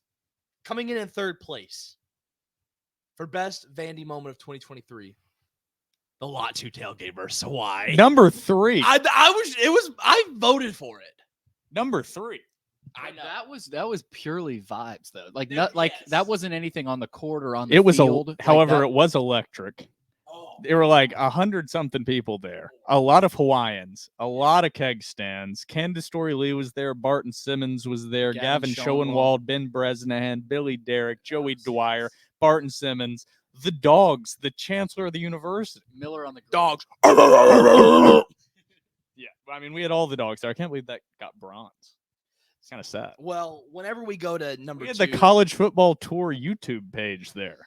Those guys guys were fucking weird. Honestly, I totally forgot that even happened. Dude, they just came in jorts. TDR starting to do a comedy podcast, but I totally forgot that happened. I still have the shirts they gave us. They're sitting in my dresser. Anymore. They were brown. Awful color. They were brown Awful shirts. Color. I have a delicate complexion. I do not look good in brown.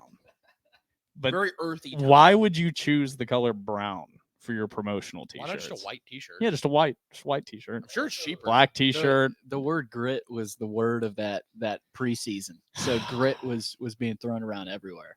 That's what I love. What's grittier than?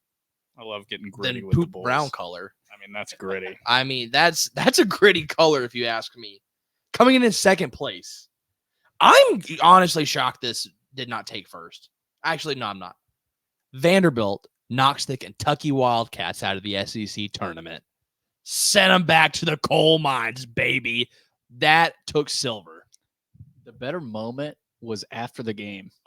The greatest Twitter Spaces ever known to man. And Will, I think you hopped in like kind of late. I think I started it. Like Trevor, you were there. The best like Scott came in and like, yeah, like just unhinged. Like not even guys being dudes, just like maniacal behavior. Did you have the Auburn game on there? The buzzer beater at home against Auburn? I did not put that on there. Because that's an event that that game was pretty fun. Yeah, that's a sleeper for moment. We were all at that. We had like a small tailgate. Started it all. That wasn't like the climax though. Like that Kentucky game at Bridgestone. That was pretty and none of us were able to go. Tickets were going for like what, $120. And so, but we went to that LSU game. But yeah, that had to be there. Yeah. Boys, do we have any guesses as to what took home gold? I think I know. taking home first place in the best Vanderbilt moment of 2023. Tyron Lawrence, the shot against the Tennessee Volunteers. Buzzer beater. Down go the Vols. Ezra Mangione has a lane. He dishes it to Tyron. He got it. He got it. Oh, my God. Oh, gosh. That's what turned it all. That is why Jerry Stackhouse still has a job this year. So really, Yeah. you could all point it back to that, those silver and gold moments of moment of the year. And if those don't happen, we have a different head coach this season for basketball. And maybe Vanderbilt basketball doesn't suck as much dick as it does. Can't forget, just a week before, they had lost by 50 points to Alabama, and we were calling for Jerry's job. That's the best part of this. He comes back and beats a top 15 Tennessee team. Number 16 in the nation. A top 10 Tennessee team at home, like 50-50 split crowd. So that's the best part of this. Jerry pulling that off. Unreal. The crazier part of that is he could do all of that again this year and he would still be fired. Except it's not possible. No, I'm not saying it's, but I'm saying if he repeated the same cycle, that this out of conference play has been so much worse than what we thought was so bad last year that he could have the exact same sequence and this Vanderbilt team would be so much further away from the tournament. They wouldn't even be a bubble team if they went 11-7 in conference this year. I have a picture frame of that, and I told the guy that made it to put the title under it, the shot that brought Memorial Magic back. And that's what the shot was. Like, that brought people back For a second. for 5 games. Yeah. But you brought that magical feeling back. And then the LSU basketball game happened. Oh, Jesus Christ. All $750 on that game. Oh, my God. You were getting killed on the boards. Everybody on the board. They made an entire thread about Will's bet, and we're just going in on him. Everybody on the board sounds poor to me. They were like, isn't this guy some financial advisor or something? Everybody sounds poor to me. Me with horrendous credit card debt crippling me. You all sound poor to me. So taking home the best Vanderbilt moment of 2023, Tyron Lawrence's buzzer beater against the number 6 Tennessee Volunteers. Number 2, our second category. There's a lot of these to choose from. The worst Vanderbilt moment of 2023. The options were the Vanderbilt loss to UNLV, Vandy boys getting knocked out of the regional against Xavier, I believe that was. Vanderbilt's loss. You don't have to list off all the options anymore. Okay. Vanderbilt's loss to Presbyterian was the last one. But I believe someone wrote in a funny option on that one. I can't remember what it was. I should have written it down. I did write down some of y'all's other funny options, though. I guess this one just wasn't that funny that I just want to remember it. So if that was you, I'm so sorry. Please continue listening to the podcast. Coming in at number 3, Vanderbilt's loss to UNLV this year. Number 3. I'm shocked that's not higher. Yeah. I wanted to die that night. And that was football. Like, that wasn't a basketball loss. That was football in a season that you still had a little bit of hope. And to lose in such a disastrous way, it told every fan that this team's going to 10. Like, that loss just started the downward spiral. I voted that one. Yeah. Secrets out. Because it's football. That was also my number 1. Yeah. Yeah, that one didn't was not my vote for the most disappointing moment, even though it was Will's so horrible. a basketball guy. Yeah. No, I care more about football, but that UNLV team, that moment was not as disappointing because, number 1, UNLV ended up not being as bad as we anticipated. Number 2, the moment their backup quarterback came in, the true freshman, I knew Vanderbilt was going to lose. The moment that happened, Vanderbilt was dominating early, that we injured their starting quarterback. I went, yep, they're going to win. And number 3, it was the most exciting game at whatever metric they use of the entire 2023 football season. It was just insane. The back and forth, the touchdown throw from A.J. Swan to Quincy to take the lead at the end before UNLV inevitably beat Vanderbilt. That's why I didn't vote for it. It was a competitive, fun game that was soul-crushing, gut-wrenching, but also it was not as embarrassing as some other moments that were listed on there by you, Trevor. Yeah, that is true. Coming in at number 2 and worst moments of the 2023 year for the Vanderbilt Commodores. The Vandy boys getting knocked out of the regional. I know we love the Vandy boys. I'm shocked that's at 2, to be honest with you. That was arguably the most depressing because baseball is what you have. You can lean on, right? Baseball is the sport that you don't even really have to think about. You don't even really have expectations. It's like, yeah, they're going to win. And for them to have back-to-back years losing in a regional at home, well, this one at home the year before was at Oregon State, but to do it again, it was like, what has happened to this baseball program? And you had that magical night, that Friday night game against who did they play? That 4 seed in that regional. Indiana State, right. or something like a directional. feels wrong. some 4 seed, but Scott catching that home run ball. You had that, and then you lose to Xavier. That was all part of that. Yeah. But yeah, that was almost the most depressing one, where you look at, you go, man, Vanderbilt athletics is down bad. Yeah. Coming in by your guys' opinions as the worst Vanderbilt moment of 2023. This actually just recently happened. Vanderbilt's loss to the Presbyterian Blue Hose in men's basketball. Eastern Illinois was the first. They beat Eastern Illinois, then lost to Oregon. Yeah. That was the cycle last year. I mean, yeah, Will Losing. crack researcher. I love it. yeah, losing to Presbyterian. Duh. That, the embarrassment factor. I'm glad you said that about UNLV, because for me, I voted UNLV, but I think back at Presbyterian, and you had hope for the season, and then you lose to Presbyterian, and you're like, this season's over, and then you had the catastrophic moment of breaking the Jerry bobblehead. So you had and that's an easy. It also number one. sticks out being game one. It's kind of like when Clark Lee lost to ETSU. Game 1 of year 1. It's like you have all this offseason hype built up only to be immediately destroyed. At least with UNLV the week before, correct me if I'm wrong, you had the Wake Forest loss. Yes. And there were a lot of issues that stuck out during that Wake Forest game Even in Hawaii. that you went, and even against Alabama A&M, that you went, hey, there's something wrong here. Like there's something not clicking how we were told it was going to click and how it was supposedly clicking during fall camp. Something's not right. And then the UNLV game just kind of really put the nail in. In Presbyterian, I was talking about this with Joey the other day. You had really good secret scrimmages reports. They looked pretty good in the secret scrimmages. And then you have the Presbyterian disaster. That was so I went to that Presbyterian game with one of my buddies who is a Presbyterian basketball fan. A super fan. I got Presbyterian friends and family tickets to that game. It was me and him and 3 family members of the same Presbyterian player. So there were literally 4 Presbyterian fans inside a Memorial Gym for that game. And you lost to a team that went 1-17 in conference last year.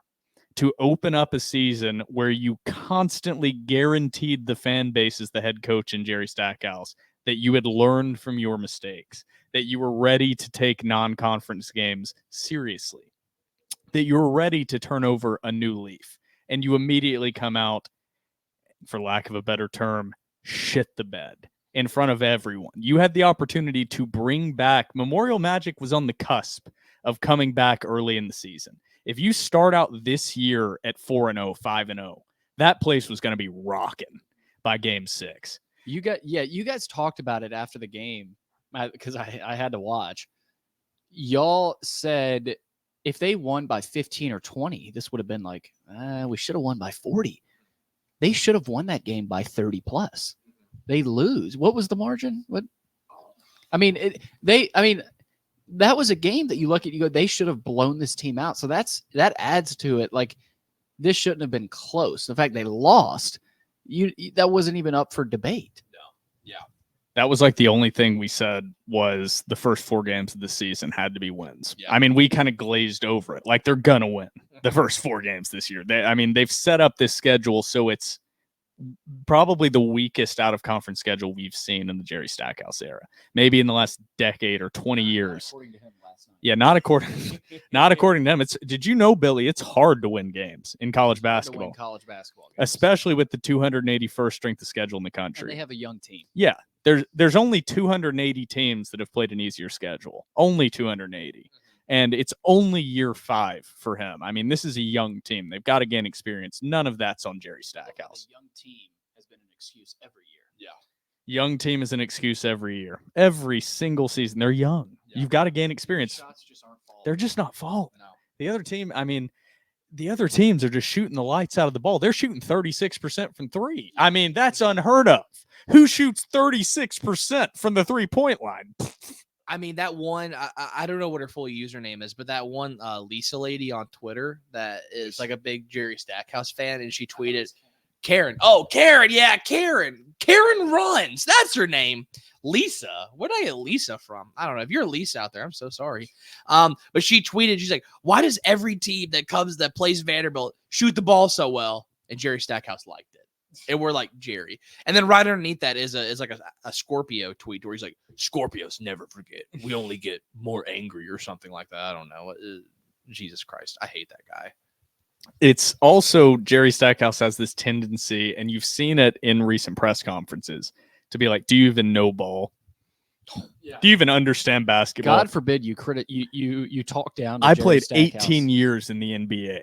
I know more about ball than you. And it's like, fine, Jerry, you played 18 years in the NBA. How many successful years as a college head coach have you had? Because that's what we're talking about. It's almost impressive the amount of excuses he's able to come up with. Like, yes, Jerry, you are a better individual basketball player than everyone asking you questions in the press room. Nobody's asking you questions about your ability to play basketball.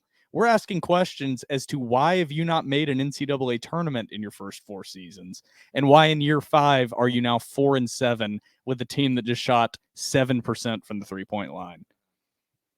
Give us an answer. Don't just say, you don't know how difficult this is. It's like, no, I know it's tough, but other teams and other head coaches, they seem to be able to do it. So why can't you do it, Jerry? Yeah. I don't know. We're getting back on Jerry Stackhouse. It's inevitable. Oh, don't worry. There's Jerry Stackhouse is going to It'll be get brought brought up. Jerry Stackhouse. We will talk more about Jerry Stackhouse in these awards. Do you have percentages written down? I do not know. Oh, damn. But for one particular category, I do know the percentages. There's one particular category I memorized the percentage. Coming in number 3, the third category of the TDR award ceremony, the most hated opposing team of 2023. I'll preface, this is where I goofed up. I did not include, and I'll take full blame for this. This is my fault. I did not include the Tennessee Volunteers baseball team. That's the biggest mistake. Yeah, That's a huge mistake. And whenever Will brought it up to me, I started throwing stuff. I was so upset with myself. Could have just said the words Tony Vitello. Yes. Like, No, I really, so I loved everything else I saw pretty much on the entire Google form that Trevor made. I filled it out and immediately walked over to Trevor's room and said, how did you not include Tennessee baseball? I was looking for Tennessee baseball. Trevor included Oregon Ducks baseball. Yes, the options were Tennessee football, Tennessee basketball, Kentucky basketball, and Oregon Ducks baseball. And I was looking for Tony Vitello to put that as the most hated. but the thing about Tennessee baseball is it's not even Vanderbilt that hates them. They are like they're hated around the country by like general sports fans. Like they look at that and they look at that one season, they go, who are these guys? I don't like Tennessee baseball for the same reason I would get angry if Vanderbilt football started acting like they were the greatest program in the country after they had one good football season. Oh, see, I would love that. No, me as a fan, I would. Oh, But yeah. what I'm saying is why people hate Tennessee baseball, it's not the hate. They hate us because we're good, like how people hated the New England Patriots, or why people hate Vanderbilt baseball because you've been so good for so long. They're tired of seeing the same name and the same uniforms. I hate Tennessee baseball because they had one decent season and acted like they invented SEC baseball, that they changed the national scene of baseball. I was like, you've done nothing. You've accomplished nothing. And you've acted like you've won multiple championships. That's never happened. The best part is forever, like up until a couple of years ago, Tennessee fans had said college baseball, who cares about college baseball? College baseball is irrelevant. Nobody watches that. They get the number 1 team of the country. Oh, we invented college baseball is better because of the Tennessee Vols. That's the biggest thing. So cross that out, Trev. Make that Whenever we get into this, we will also there will be two most hated teams on this. One of which will be Tennessee Volunteers baseball. We will make sure to add that. Coming in at number 3 for the most hated opposing team for the Vanderbilt 2023 season, the Kentucky Wildcat basketball team. I feel like that's fair. I hate those guys. Their fan base, really. I mean, they had 90% of the people at Bridgestone, maybe even 95%. And they thought of that. We're going to walk in here. We're going to beat Vandy. Vandy beats them. Not only they beat them a few days before at Rupp Arena. Yeah. And so it's a lot about their fans and their perception. But yeah, Calipari and that team to lose to that Vanderbilt team twice that year. Yeah. And there was a lot of steam in that week or so with Kentucky. And for Vandy to pull it off again in Bridgestone, unreal. Screw those guys. I will say one of my favorite personal moments of this year is Billy, me, and Scott, his brother, are walking to Bridgestone for the Vanderbilt Texas A&M SEC tournament basketball game. The day after Vanderbilt had knocked off Kentucky in the tournament, and there are some Kentucky Wildcat fans walking across from us, and I just start chanting, C-A-T-S, cats, cats, cats, and Billy's like, dude, they're gonna fight you. And I'm like, dude, I'll fight them all right now. And I'm just chanting. I'm just chanting at them the whole time as we walk by them. And I'm like, I want you guys to say something to me right now. Please cross 4th Avenue right now. I have some words. I would love to get my ass justifiably kicked because I was in the face of an opposing fan base's fan about the success Vanderbilt had. It's like the scene. I need to get my ass kicked. It's like the scene in Fight Club to where his mouth's all bloody and he just slowly smiles as he's laying on the ground. That would be me. I'd be like, oh, this feels so good. Yes, 100%. Being punched in the face isn't that bad. You barely remember. I've never been punched in the face. So. You barely remember it. See, I've never been punched, so I have a soft chin, so I'd get knocked out. What about the nose? Well, yeah, you remember that. You remember breaking your nose. The nose, okay. You remember that one. That'll affect your speech patterns for a while. Coming in at number 2 for the most hated team for the 2023 season, Tennessee Volunteers basketball team. Feel like that's. I kind of disagree with that. Really? I don't think there was a ton. Like always, there's hatred for Tennessee basketball. But that game, that was after the Alabama loss, the 50-point loss. Vanderbilt fans were ready to fire Jerry Stackhouse. I feel like that kind of renewed the hate. But like a lot of last year, like Tennessee basketball, it's kind of hard to hate Tennessee basketball. Like you guys are going to call me crazy. I like Rick. I respect Rick Barnes. I don't hate Rick Barnes. I like Rick Barnes. He's a good man. He's a good Christian man. They call him Reverend Rick Barnes. Yeah, it's that's like the only reason I dislike him. He's a good. It's like Trevor. Admit it's hard to hate them. No, dude, screw Rick Barnes. You suck. No, yeah, I actually don't have that big of a problem with Rick Barnes. Tennessee basketball was probably at the bottom of that list, to be honest. And like after the game, they gave credit to Vandy. Like they're like Rick Barnes. I feel like has instilled a level of respect for his team for opponents that like, but their fans. Yeah. That's a different story. Yeah, but I as it goes, I feel like Vanderbilt in basketball, the rivalry, and granted, there's some great matchups in history with Chris Lofton and Shane Foster, and it was great, and it still is and still can be. But there's not as much of like this bitter hatred rivalry between Tennessee basketball and Vanderbilt basketball. It's more of like because of Rick Barnes. It's more of like this mutual like hatred respect type thing on both sides because you had Bruce Pearl and Kevin Stallings, both big personalities going at it. And it's like this mutual respect hatred versus with Kentucky basketball. Like I hate Kentucky basketball. I hate Coach Cal. I'll say this too. Growing up, I hated Florida basketball. Oh, I hated Florida basketball. Billy Donovan, Joakim Noah. That's iconic. Yeah. Iconic. I hated those guys. I think I know who number 1 is. Number 1, easy to pick. The Tennessee Volunteer football team / Tennessee Volunteer baseball team. We'll put an asterisk there. I feel like if I did include that, like I said, my fault. I didn't include it. I think they might have taken number 1 over football. I don't know. After that brawl, though, I don't know. I still think baseball would have won, but I think football would have been a close second. Interesting. Tennessee football fans are a different breed. Like I was at that game with my brothers, and we were sitting next to, of course, Tennessee fans. And just the way, like, their perception of Vanderbilt is that they are the dirt under their shoes. I think that's what grinds the gears of a lot of Vanderbilt, like Vanderbilt football versus Tennessee football. I think you will always, no matter how good or bad either team is, you will always have that bitter hatred. Because of the history, because it's football. It's football. We're tackling them. Tennessee football fans are different. They could have been 5-7, and they will still think of Vanderbilt as the dirt under their feet, their shoes. So they're a different breed. They think they're a different breed. Yeah. No, this is my big pet peeve with Tennessee football fans, is they think they are a troubled fan base that has been through so much. You don't know anything. No. And it feels like 98. And they're so loyal, and they always show up even after the putrid displays they've seen. They're so Shut the fuck up. No, you are not. I was at, and I know most of you Tennessee fans were not, I was at the 2017 Vanderbilt Tennessee football game, the Toilet Bowl. I was at it, and that stadium was 80% empty. Around me in the lower bowl, our section maximum had 100 people in it. Maximum. It was a ghost town. After 2 seasons of bad to mediocre Tennessee football, Tennessee fan base, you are no different than any other fan base. You have delusioned yourself into thinking that. But Tennessee fans are no different than Nebraska fans. If anything, they are less passionate than teams like Nebraska.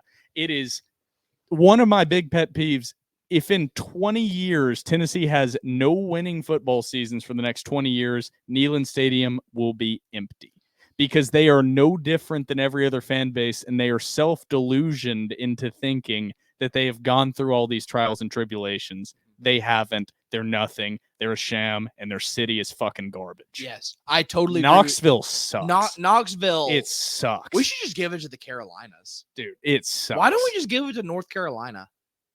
You know what I mean? I love the perception of, oh, it's so beautiful up in them Tennessee hills, like the east side. It's like, no, that's like one of the trashiest towns in all of America. Yeah, like the mountains, the Smoky Mountains, they're pretty. Knoxville is not pretty. No. Knoxville is an ugly city with shitty college bars around it and poor, fat, obese, low IQ citizens. That is East Tennessee. I spent a lot of time in East Tennessee, and outside of the engineers that work at Y12, that is a city full of idiots. It is truly like some of the dumbest people I've ever interacted with are in Knoxville, Tennessee. Maybe dumber than Alabama, and that's saying a lot. Oh, I also have a fun fact for you guys. Did you know that the Vanderbilt-Tennessee football rivalry used to have a name? Like how all these other rivalries have a nickname? You know what it was? They called it Hatred in the Hills. What a great nickname. Hatred in the Hills. We should bring back. That is a great rivalry name. Hatred in the Hills. The Hatred in the Hills game. Great name. I like it. I say we bring it back. It's also my favorite rivalry. You couldn't have two more different fan bases. Like Vanderbilt, like the idea of them spending their paycheck on going to a football game is like that's ridiculous to them. Vanderbilt fans care about football. They just haven't had a reason to. Like they could be just as passionate. They just obviously they haven't won. But I love that dynamic of it comes out in the Vanderbilt Tennessee baseball rivalry because Vanderbilt has won. It's like the James Bond movies. They're the party. They're the people that have been there the whole time. And they've been at that party every year. Tennessee, they got the rednecks kicking through the back door. I hope it stays that way. I love that rivalry. Yes, I totally agree. Our fourth award, favorite athlete of the 2023 season. This was where I didn't put in options. I let people submit their own options. So we had a wide array. I will note, I got one vote. For favorite athlete of the year, somebody said Trevor Hulan for being an absolute dog. So thank you, whoever did that. But I did not crack the top 3. Coming in at number 3, Ezra Manjon. Filet mignon coming in at 3rd for favorite athlete of 2023. Well deserved. Well deserved. I mean, it's hard for him to beat out these top 2 guys we have, but without Ezra this year, this team might be like 1 in 11 or whatever they would be. Like Billy, by the way, Billy is reading off what the results are. I have no idea what the results are. I'm just reacting off the dome. Ezra is the only guy I'm excluding from every criticism I've given about this basketball program. Yes. I tweeted out just the name Ezra Mignon because I want that in my Twitter records. It's like every criticism I am giving of this basketball program is not about Ezra Mignon. Tyron Lawrence looks disinterested. Ezra Mignon does not look disinterested. Ezra Mignon looks like he is an improved basketball player from last season. He looks like he was grinding this offseason. His jumper's improved. His game is improved. Everyone else on this team, forget about it. He deserves so much. So credit. shout out to Ezra for getting the bronze. Yes. Shout out to Ezra. Coming in at number 2 for favorite athlete of 2023, Enrique Bradfield Jr. Like, I don't know that there'd be a bigger star. You had Rocker and Leiter, but like his pure, just like Will. This is a reason you would go to a baseball game, right? Like if we were like, Will, you want to go to the baseball game like here in a couple months?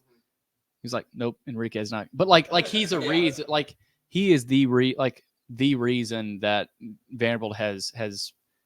He's one of the reasons. They've had a lot of really good players, but like for like kids, like I mean, why would you not want to go watch Enrique Bradfield Jr.? He is a superstar. It's what the Vandy boys and Tim Corbin and that baseball program have done such a good job of doing, is not only producing great talent that's drafted highly and is going to go to the next level and succeed, he also reps the program after he leaves, doing things like sending autographed jerseys, constantly on Twitter talking about the program, and just being what seems to be an enjoyable guy to listen to speak, a good dude.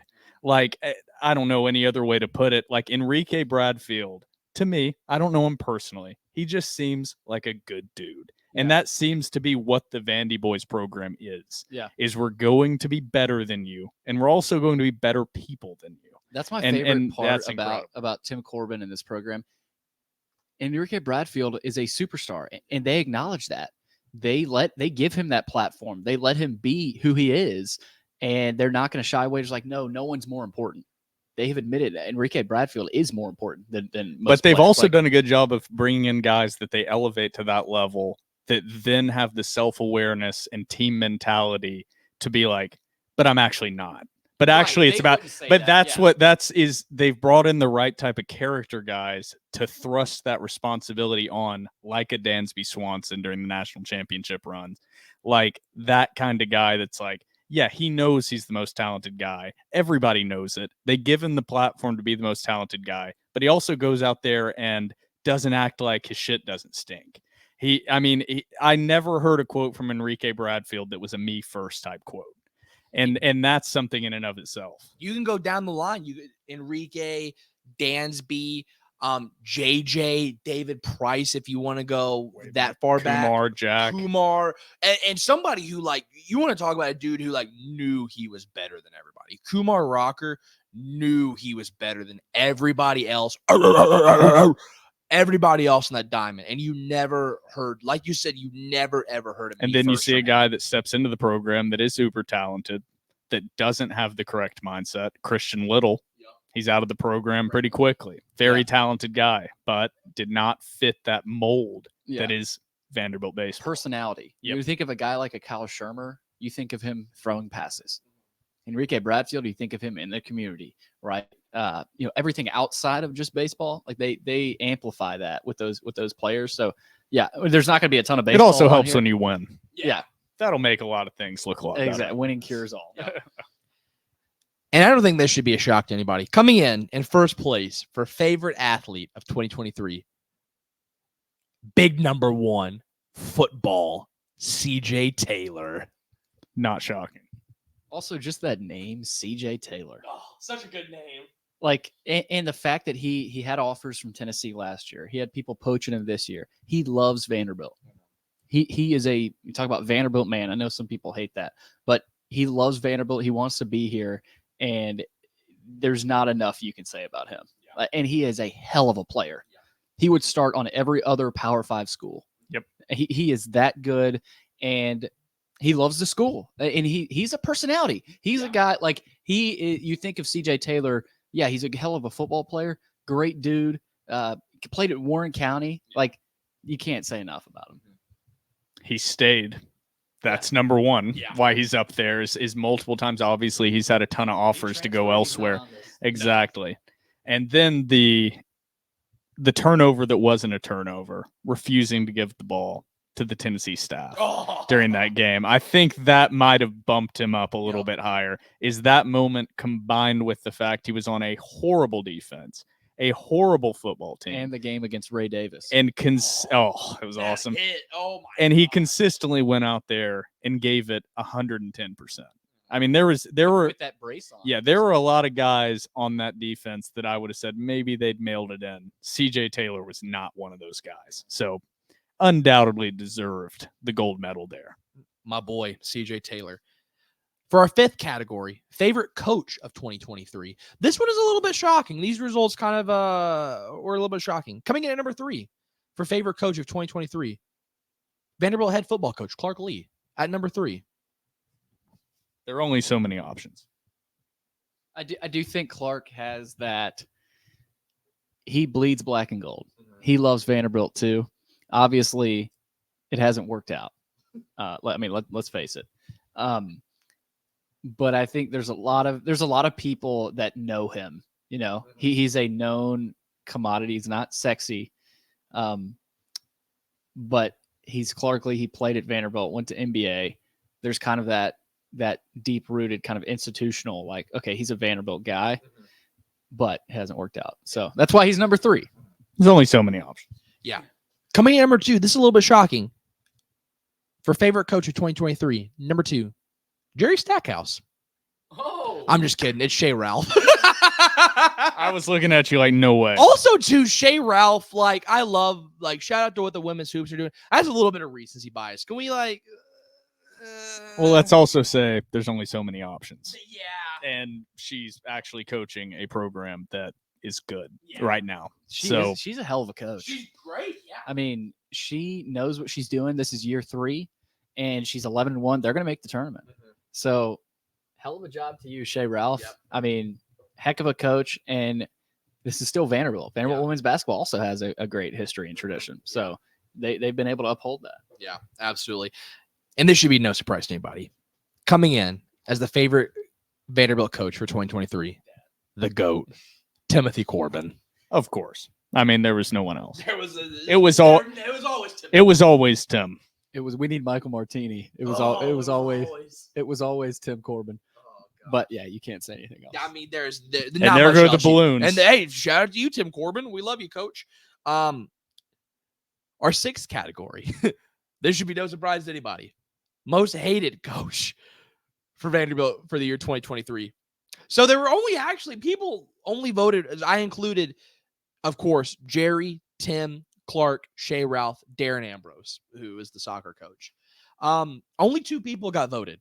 Coming in at second place with 3 votes. 3 votes. Clark Lee. That makes no... I get you can be upset with Vanderbilt football. That makes no sense to me. I get it, because there was a ton of hype for this season, and it just didn't work out. And Clark would probably vote himself here too. Like, he's one of the more honest coaches Vandy's ever had. But this is kind of funny that he's number 3 favorite and number 2 hated. Yeah. And literally receiving the rest of the votes. The most hated coach for Vanderbilt 2023. Jerry Stackhouse, baby.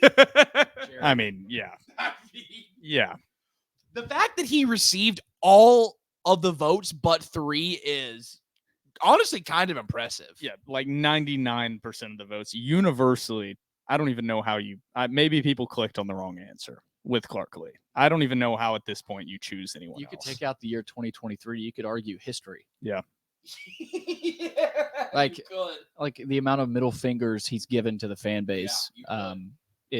That's they even referenced it on ESPN Plus or whatever that game was broadcast on that I watched during the Vanderbilt Western Carolina game. They even referenced after Tassos hit the only 3 of the game where Vanderbilt shot 7%.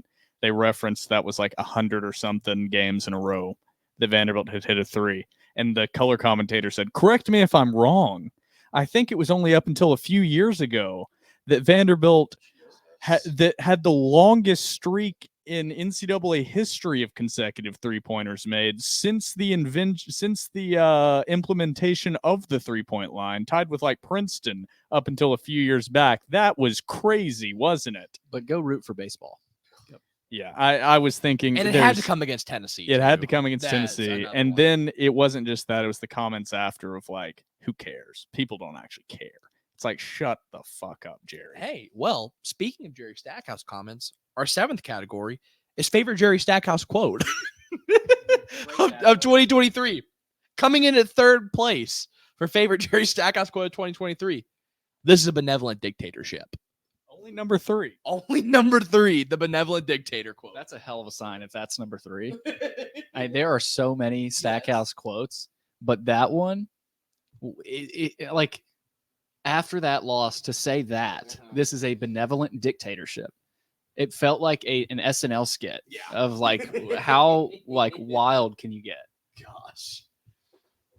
Coming in at number 2 for favorite Jerry Stackhouse quote of 2023. We will beat the hell out of everybody. Open parentheses and non-conference close parentheses. Coming in at number 2.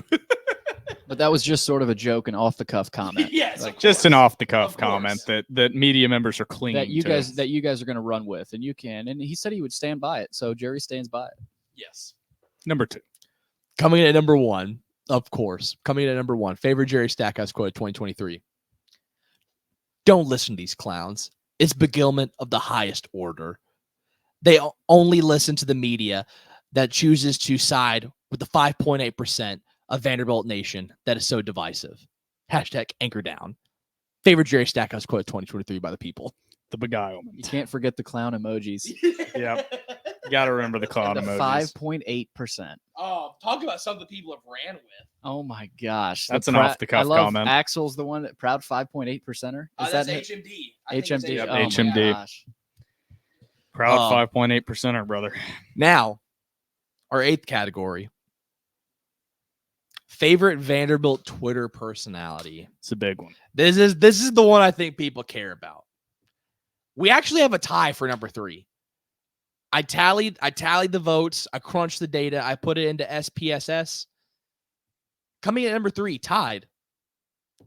One of these makes sense to me. The other, I'm like, that's kind of confusing. I love him though. The confusing one is Robbie Weinstein of 24/7 Sports for number 3, tied with TDR's very own Will Byrum. Not happy with bronze. I mean, there were a lot of people. Also, people just voted for them. Like, I was going through the results. I'm like, and I follow most people. I'm like, I've never heard of some of these people. So you clearly just voted for yourself. You probably couldn't create a more different thread of tweets from Will Byrum and Robbie Weinstein. Yeah. Robbie reporting on the games, and he'll have some cynicism in there. Will just Whatever's like, in my brain at the time. Yeah, whatever's rolling through that brain. But Will, number 3, man. I'll take it because Out I of will. a lot of people. This is the part that I want to put out there about being number 3. About being number 3. A lot of my best tweets have to be utilized under the TDR account. That is true. We should note that. Most of my immediate thoughts and tweets that have done the best have been underneath at the door report. So I'll take bronze, but I'm not happy with it. We'll strive for better next year. Yes. I also should know there was a very funny submission for favorite Twitter personality. Their answer was CEO Harvey. Psych. It's Billy Derrick. CEO Harvey may be the most polarizing. Like, oh my gosh. I love that. I saw CEO Harvey. I was like, there's no way in hell. And then I clicked it. It said CEO Harvey. ... Psych. It's Billy Derrick, baby. But coming in at number 2, this was a little bit shocking to me. Arik Goldfinger at number 2. I know who number 1 is. I'm not surprised by that, but especially because of the sheer volume of his tweets. Yes. Like he lives on Twitter. Not saying you don't or Will doesn't, but like he is always tweeting. And it's like normal stuff, but it's also like hilarious, Yeah, the like haikus. memes. Yeah, haikus. He had to be up there. I want to know number one. Some people might say this is a fraudulent election, baby, but it's not. Coming in at number one, favorite Twitter personality, you're truly Hack Squad Jim Duggan, baby. It was always me. Crown me the king, baby. The new regime is here. The revolution is here. Old heads, get out. It's our time, baby. It was always Hack Squad. If that was Deserved. if that was just Trevor Hulan, you would not have won. No. Your name and your profile picture won that. Yes. Turning into my alternate personality, that is Hack Squad Jim Duggan, a.k.a. Woody Woodenhofer, has secured me this one. So shout out to the Woodenhofer family. The only person I'd be okay being number one. Deserves it. He deserves it, besides being an Eagles fan. Side note, we're going on 2 hours. We just need to start like a daily 3-hour talk show. Like Yeah. take Spurs calls. up show vibe. Yeah. Our next category, favorite Vanderbilt insider of 2023. Funny enough, there was a three-way tie for second place. Oh. A three-way tie. This is crazy, between Chris Lee, Billy Derrick, and Joey Dwyer. Wow. A three-way tie. Vandy Sports. Three-way tie for the Vandy Sports boys. It's artistic. It's funny. Joey and I joke about this all the time. Chris really never tweets about Vandy, but I like he's a great insider. Probably more on the boards. Yes. So I obviously that's more of a board take there. But Joey and I always joke about that. Like Chris rarely actually tweets about Vanderbilt, but we know who number one is. We know. 24/7 Zone, Robbie Weinstein takes home the award for favorite Vanderbilt insider of 2023. Thanks, Robbie. Hashtag thanks, Robbie. That's all that needs to be That's all that said. needs to be said.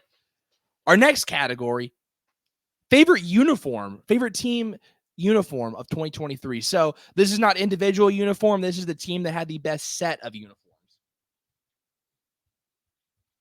Coming in at number 3. Also, somebody put on here that you could type in your little own option. Somebody said their favorite Vanderbilt uniform was the boys in lot 2 wearing the matching bombers. So that got honorable mention. I did not have a bomber. Will, that was you. You got voted for best uniform of 2023. I appreciate that. Vandy hockey should be in here. Oh, I'll take the L on that one. I totally forgot we had a hockey club. Coming in at number 3, no surprise, Vanderbilt men's basketball. No surprise there. I honestly don't think they're great. No, that was bottom of the barrel. When they changed them from the Number old 3 is skinny- not on these type of things. Number 3 is not positive. That Yeah. means you Yes, didn't yes. perform well. But the fact they're even up there as high when they changed them to the skinny, the tight Vanderbilt font to whatever they have now, just not the best. We should go back to the Jeff Taylor, like those Jeff Taylor, even Shane Foster wore them, Jermaine Beal, those uniforms. I want to go back to what everything was uniform wise outside of baseball. I want to go back to like 2005. That was the best. Gorgeous. 04, 05 basketball and football. Those were the best years of uniforms. And Clark Lee with the football program has kind of shifted to a modern version of what that was. I agree. Also, I'm in the minority. I really like the football uniforms. Like, I like how simplistic they are. Yes, right now they're very clean. Yeah. They look like Georgia, Alabama, and it symbolizes Outside that. of losing the start game. outside. Yes. Which I'm fine with the new logo. It's whatever. It's fine. I understand why they did it. I just still think they screwed up. Yeah, Like I'm not gonna be like bring back the Star V, whatever. I think they messed up not leaning into the Star V because now they're just another letter in every single one of those graphics you see that shows every team in the country. It used to be Vanderbilt's logo stood out. Like I would immediately see the Star V on any of those charts. Now the V is just another logo like Illinois, Georgia, Tennessee. It's just another letter, which is fine. If that's what you wanted to do, blend back into the pack, that's fine. There wasn't much that was stand out about Vanderbilt. The Star V was one of those things. It didn't need to be changed. The Star V was synonymous with Vanderbilt. Now I think you get mistaken. Is that Villanova? Is that Xavier? So Coming in at number 2, Vanderbilt football, second place for best uniforms of 2023. Not surprising. Also, too, everybody knew who was going to win this category. Number one, the best uniforms in all of sports, the Vandy boys. Deserved. It Yeah. has to be. You just like and they've stayed the same pretty much. Like that old ones, they had those gold ones, and they've switched them up a little bit. Don't love the black ones with the pinstripes. Oh, I love those. Those are my favorites, Billy. But What are you doing? the classic like Vanderbilt cursive script looks so good. They're changing this year to the fat V, and I heard some players don't love it. I don't love it. But yeah, I mean, you had to do baseball. And coming up to our final category for the TDR 2023 award ceremony, favorite athletic graduate of 2023. Coming in third place, our beautiful sweet boy gave us all to Vanderbilt. It didn't end pretty, but we will be forever indebted to you. Ken Seals. Ken Seals, number three. Wow. Kenny football. He did graduate, but he did transfer. Yes, that is. Yeah, so all we'll allow it. But We'll Ken, allow I think Interesting. Ken is known for just being Ken. Yeah. Like sticking with the program. I know he transferred, but like you just think about him, such a great dude. Yeah. I mean, great dude, and he's the nicest guy. He'll always talk to you. He'd probably come on the pod. He came on our spaces after the Kentucky game. Just a great guy. Yeah. Can't disagree. Coming in at number 2, Vanderbilt men's basketball's Liam Robbins. Okay. Liam Robbins, number 2, favorite graduate of 2023. Okay. Hell of a player, but the fact that he did graduate, you know, he was with Jerry for that long. I mean, that's insane. There's going to be a name missing from this top 3 list, regardless of who is number 1. I'm expecting number 1 to be one player, but is Wesley? I agree. There's a big miss here. There's one name that I want to bring up as an honorable mention. I agree. But let's hear number 1 I think first. we're on the same page. Number 1. We talked about Ken being our beautiful boy. This is our most beautifulest boy. Nashville zone, Pearl Cone zone, Wesley Schelling.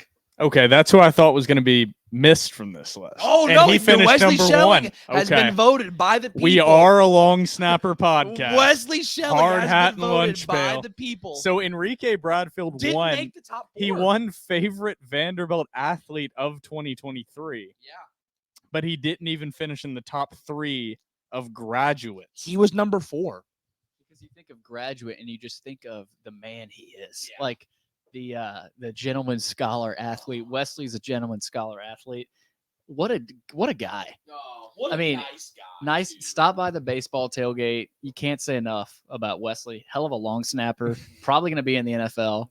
But you think of just the man he is. I wish we had trophies.